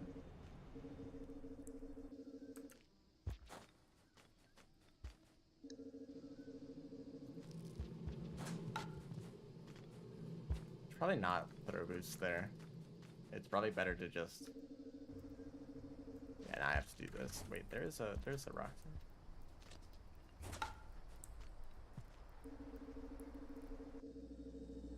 But it's better to always make sure that you have a rock for that jump.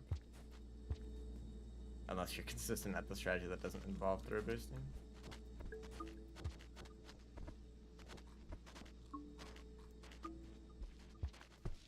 Don't mind me. Nah, there's no bat flies here. Looks like there's one in this room.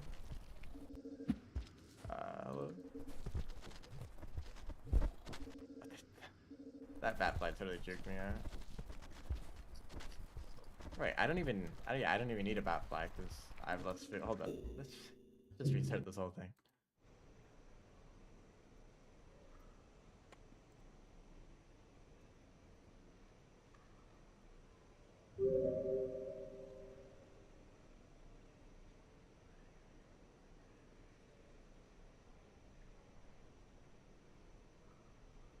Right?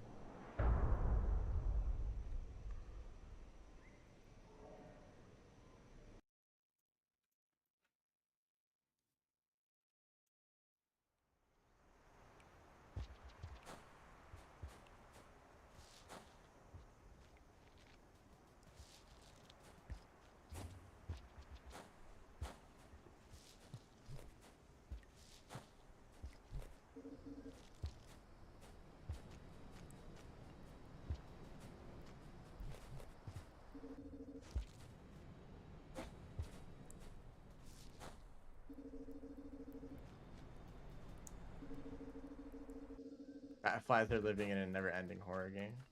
So everything's trying to hunt them.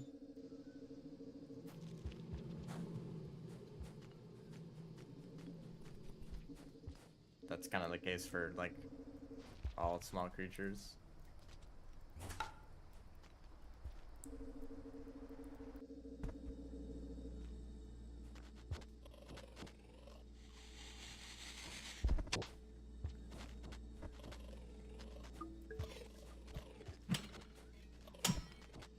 Hello. Oh, now of course there's a lot of bat flies.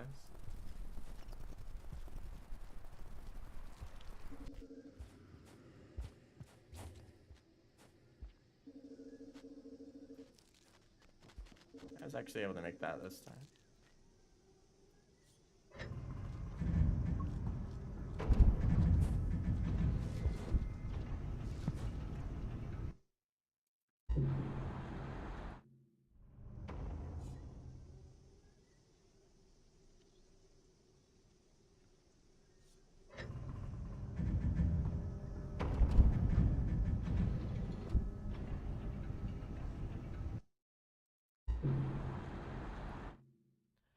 More karma caching. Everyone's favorite part of speedrunning. I actually don't really need to menu very fast since I'm not keeping track of real time. I don't think it's too important. Like as long as real time and in-game time aren't like drastically different, then it doesn't really matter how in-game time is or real time.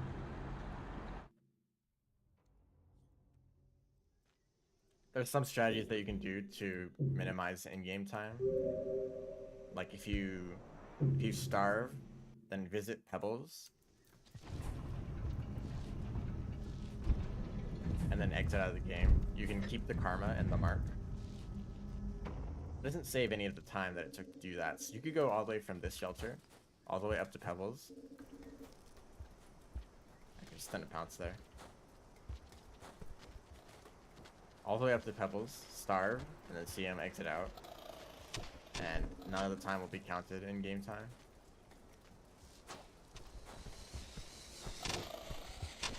I saw someone completed a Pebbles percent run in like 10 minutes in game time.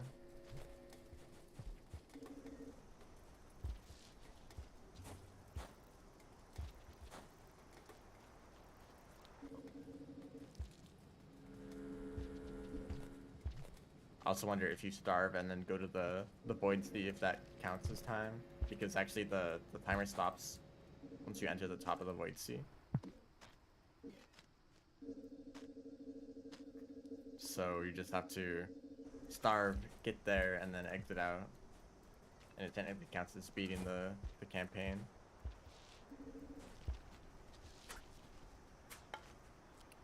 Nice jump.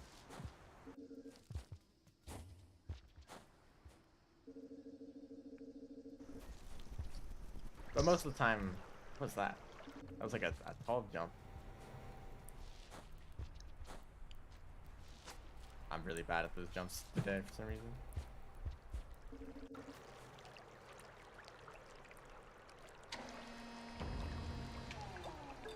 But like having good real time, keep mixing them up. Like from menuing, it kind of only matters for like comparison between like splits. Because splits always use real time, unless someone manages to make something that syncs up with in-game time.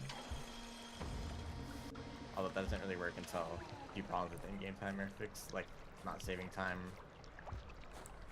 like starved cycles or karma caching. It really messes up with the timer. Hello. Wow, he got sent flying. Wait for these guys to pass.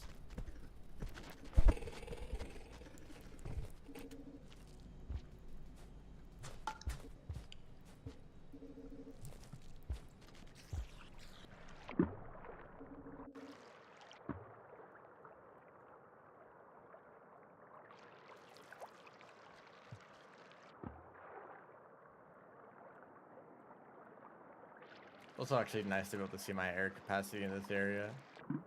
All the times I've gone through here without knowing, I didn't really know if I was refilling my air completely in the, like after leaving the water. But you definitely do. If you don't drop too low, it fills very quickly. Seems like maybe you should drop below 2 air pips.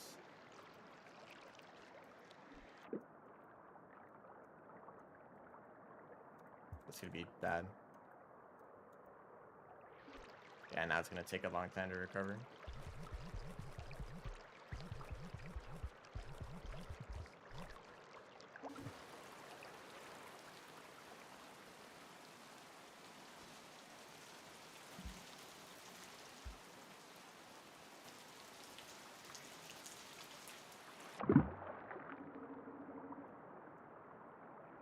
This is the dangerous part.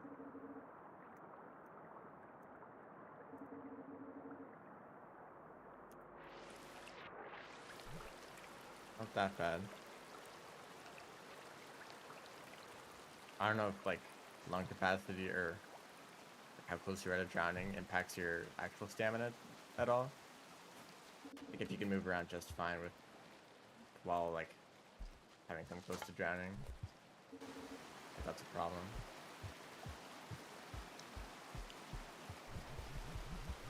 I still don't really know if like fast pole climbing there is any better than wall jumping. It's fun to do that anyway, and probably more consistent.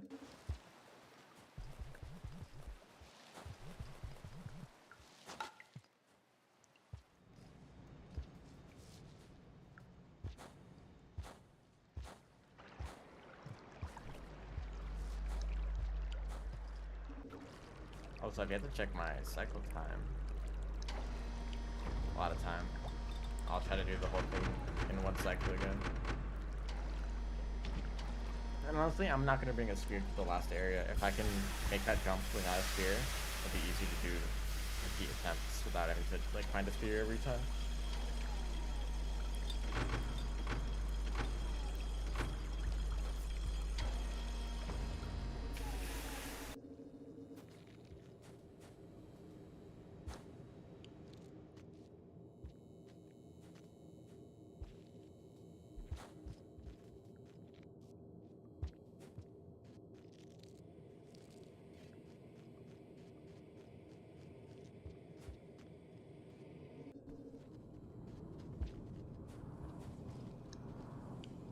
Guess those platforms are a lot lower than I thought they would be. So I was trying to jump too far to land on them.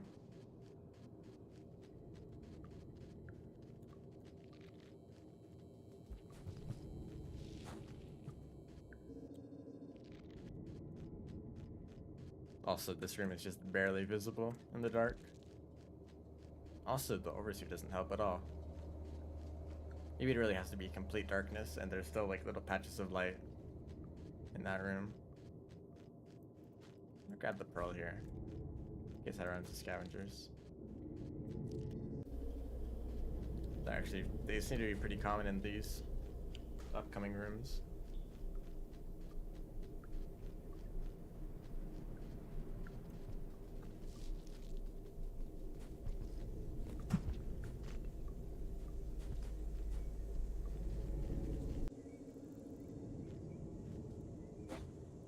Also remember that I don't need food at all.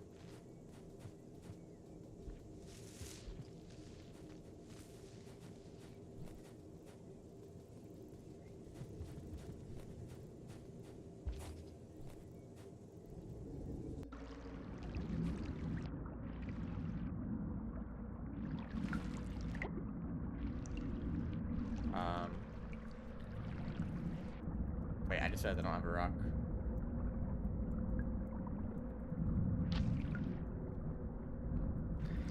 Yeah, that's a bit of a problem. Hello, welcome to me failing a run. I guess let's just restart. This will be my last attempt. Yeah, I brought that pearl, so I didn't have the extra space for the spear or rock or something. And that axolotl didn't help, or salamander, or whatever you want to call it.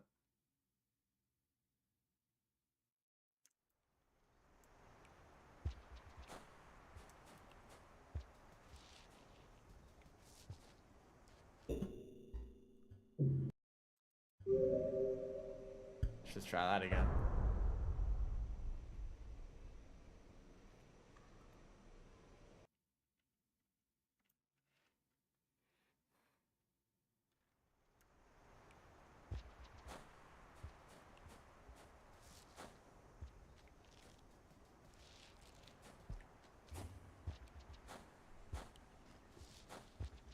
That's better. Maybe it's possible to do a slide pounce in this room. I haven't. I just feel like I don't have the space to do that normally.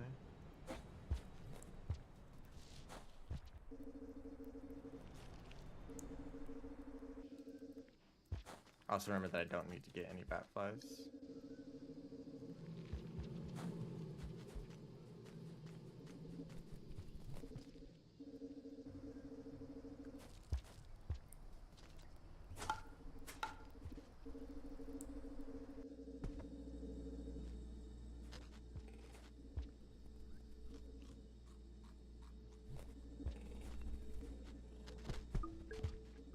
Never able to grab that fruit immediately for some reason.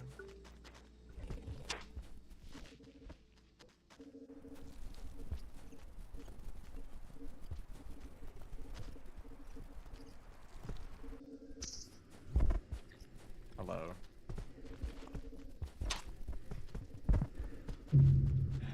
Yeah, let's just jump into this lizard. I don't have a rock. I guess if I continue, it's just gonna start back to the beginning, huh? Yeah.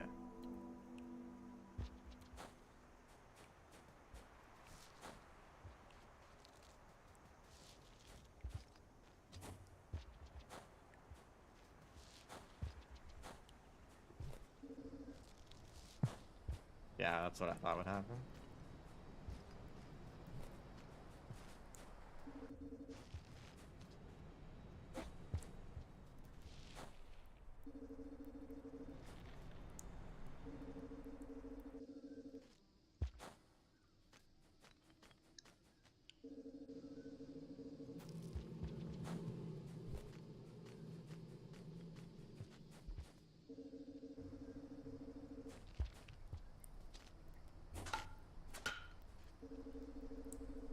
I mean, it might be possible to make that jump by backflipping the other direction, so you don't have to go on the other side of that pole.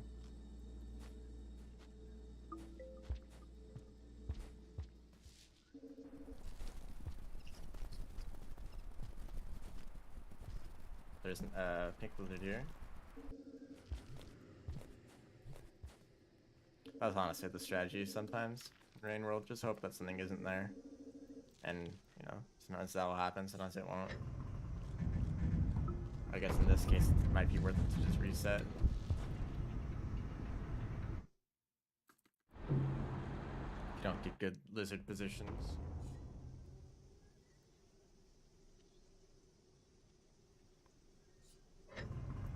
More Karmakashi. Monk Gaming. Well, I've already done a few runs of Survivor, and it's pretty much the same route.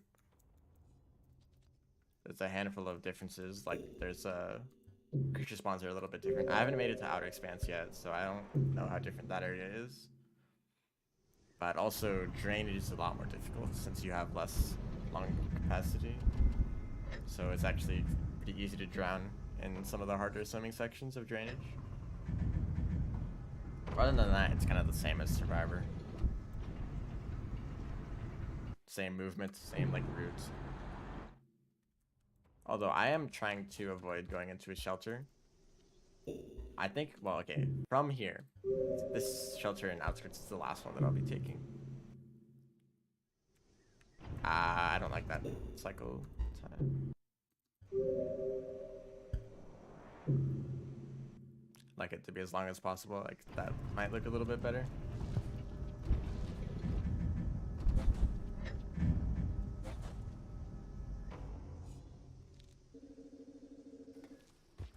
You want as much time as possible to be able to get all the way to the end without in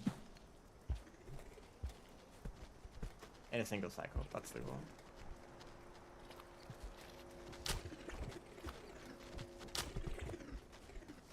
Okay, actually managed to get past that. I think the extended slide here.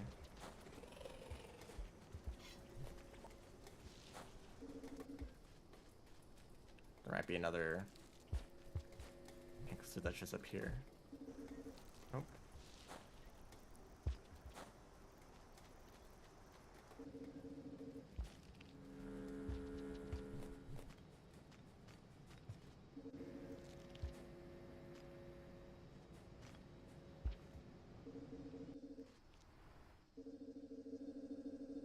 Egg bug.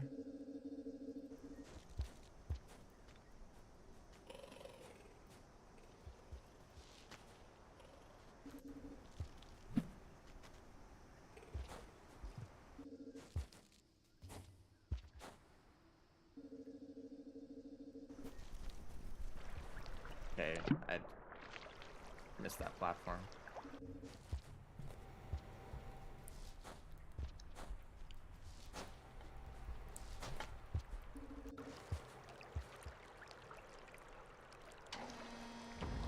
Since I'm not using splits, I don't really know if I'm doing better or worse than previous runs. So I'm not really memorizing the times that I make it to gates or whatever.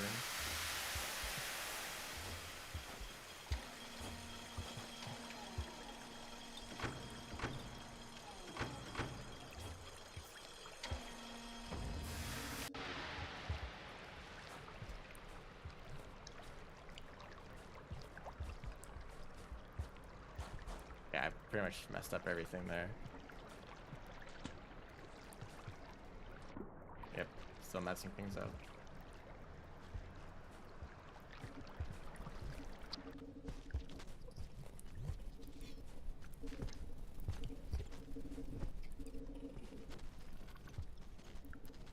Kind of doesn't matter how long it takes to get here.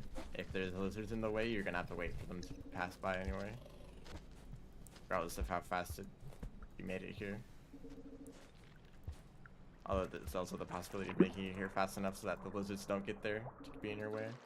But you never know, they're pretty much completely random.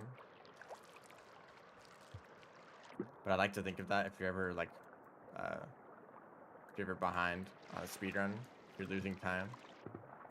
Just know that it might mean that you save time later by things being in different positions that made it actually faster because you waited longer.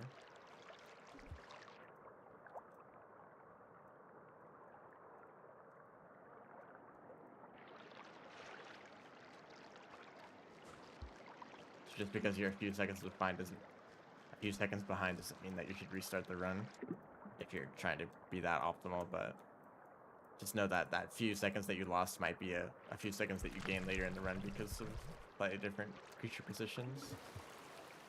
Although it might not matter that much because of how the game like loads new areas.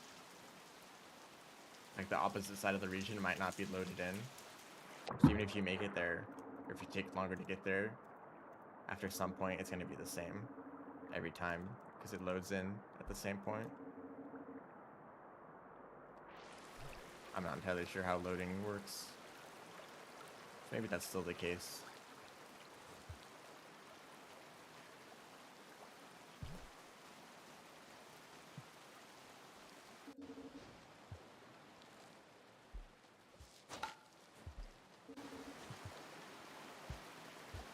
Also remember that the slower you are, the easier it will be to beat your time in the future.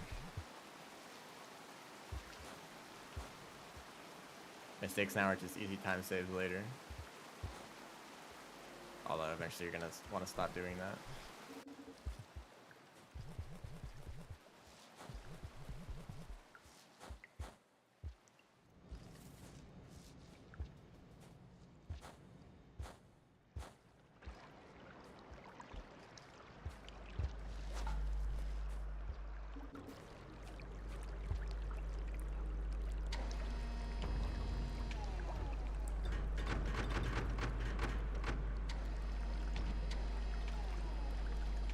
I do remember that I made it to Outer Expanse in about 11 minutes. So that's my comparison right now.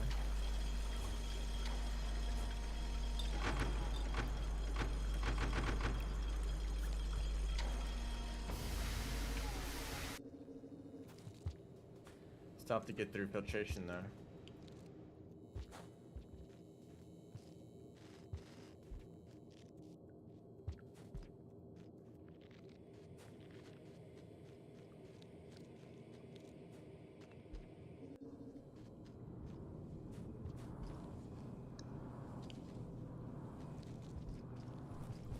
Yeah, let's not fall down there. That would actually be very bad. So I hope this guy doesn't get in the way. We're good.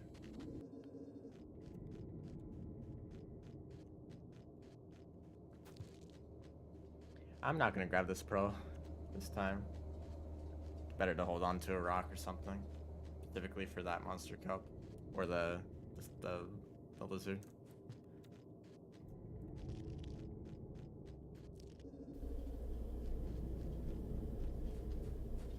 Tried to do a slide there, did not work. Maybe just because of the tunnels.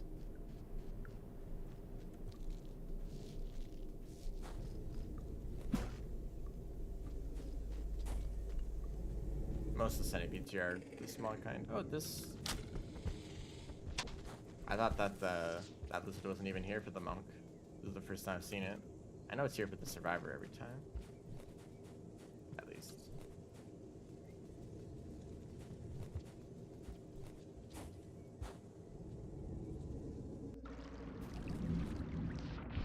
Hello, jetfish.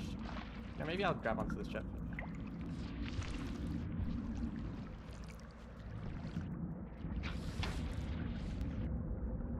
Maybe this is a better... I mean, there's usually a jetfish here. Sorry, scavenger. So maybe that's consistent.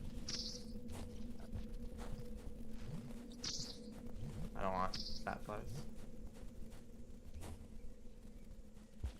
Okay, that wasn't a roll.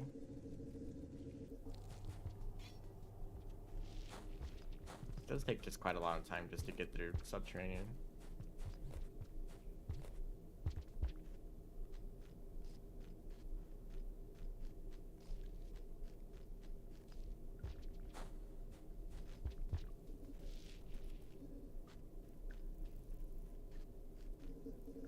Poor scavenger.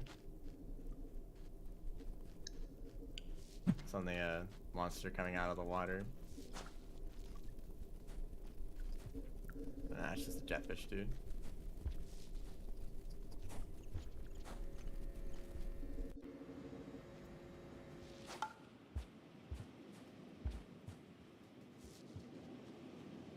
Okay, sometimes that happens where you get stuck in the pipe for a bit. Okay, so I got here quite a bit faster than last time. I don't know if that's because I'm the monk or because I got better at it.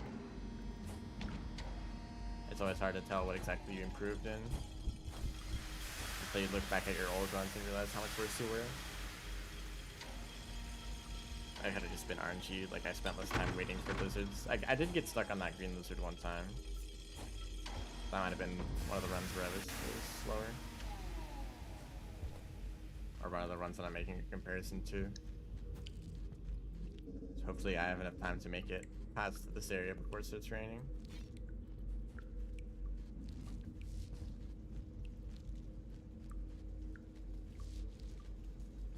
Okay, no spiders here. Like I haven't really seen that many spiders in general as the monk. Makes sense.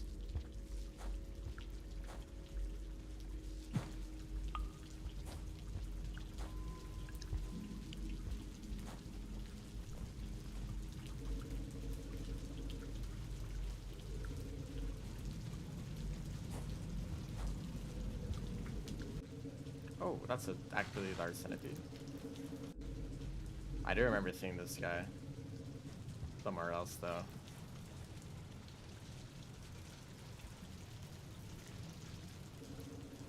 I guess it's only here where it's considered sunken pier.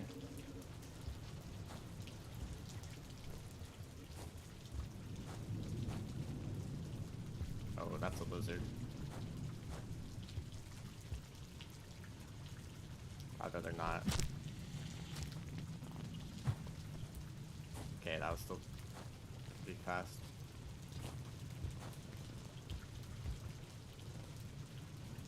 That's just the squid cata.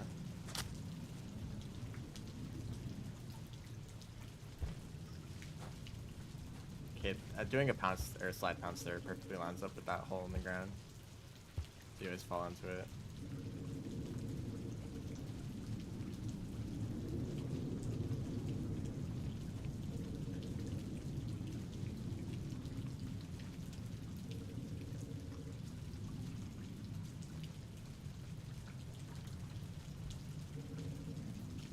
I'm gonna grab this. Actually, no. I'll grab the spear, but I'm gonna use the other. Oh, right. Need to go this way. I'll do the other strategy.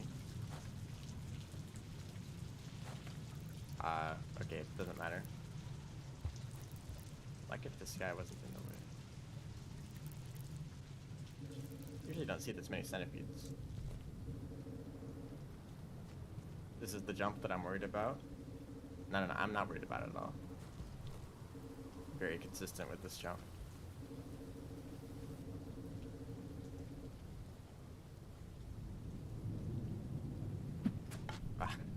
Don't throw before you actually jump. That's important. Is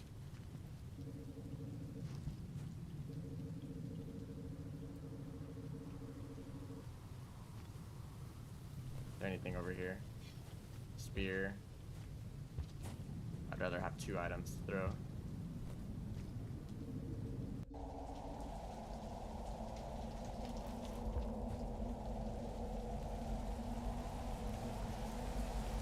Oh, is it raining? Oh, shoot. Oh, you know what? See if we could just do this with 1 item. I'm pretty sure. Oh, actually, I think I might be too late already. Unless it doesn't rain in this room. This might be the boundary into outer expanse. No, this is not a mod. This is just regular. Oh, it does rain in this room. Actually, this might just be the light ring. That was not the light ring.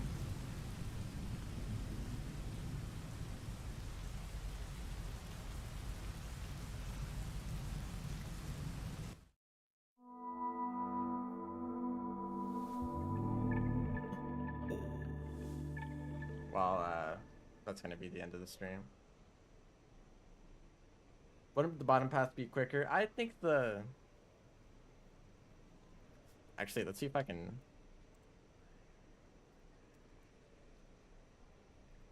bring up a map.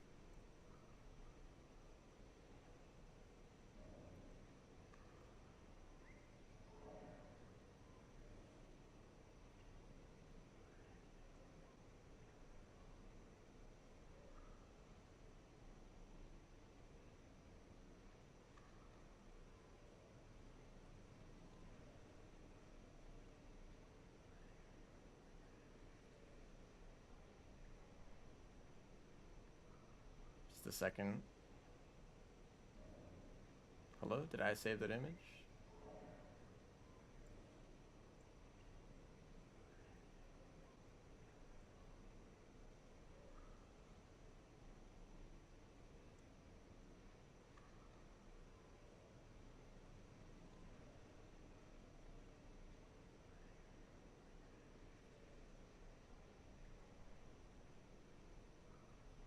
Okay, the image does not exist for some reason.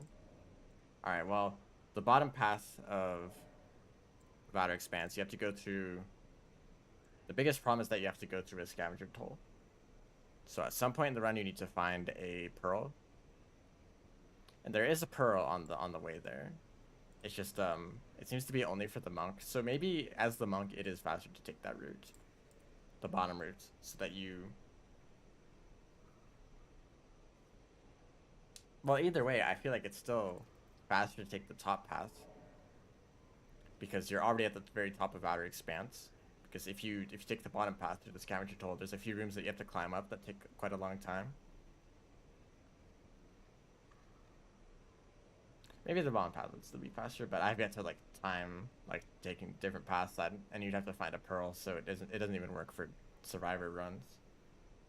Or Gourmand, which is like more important. Well, for the Gourmand story run.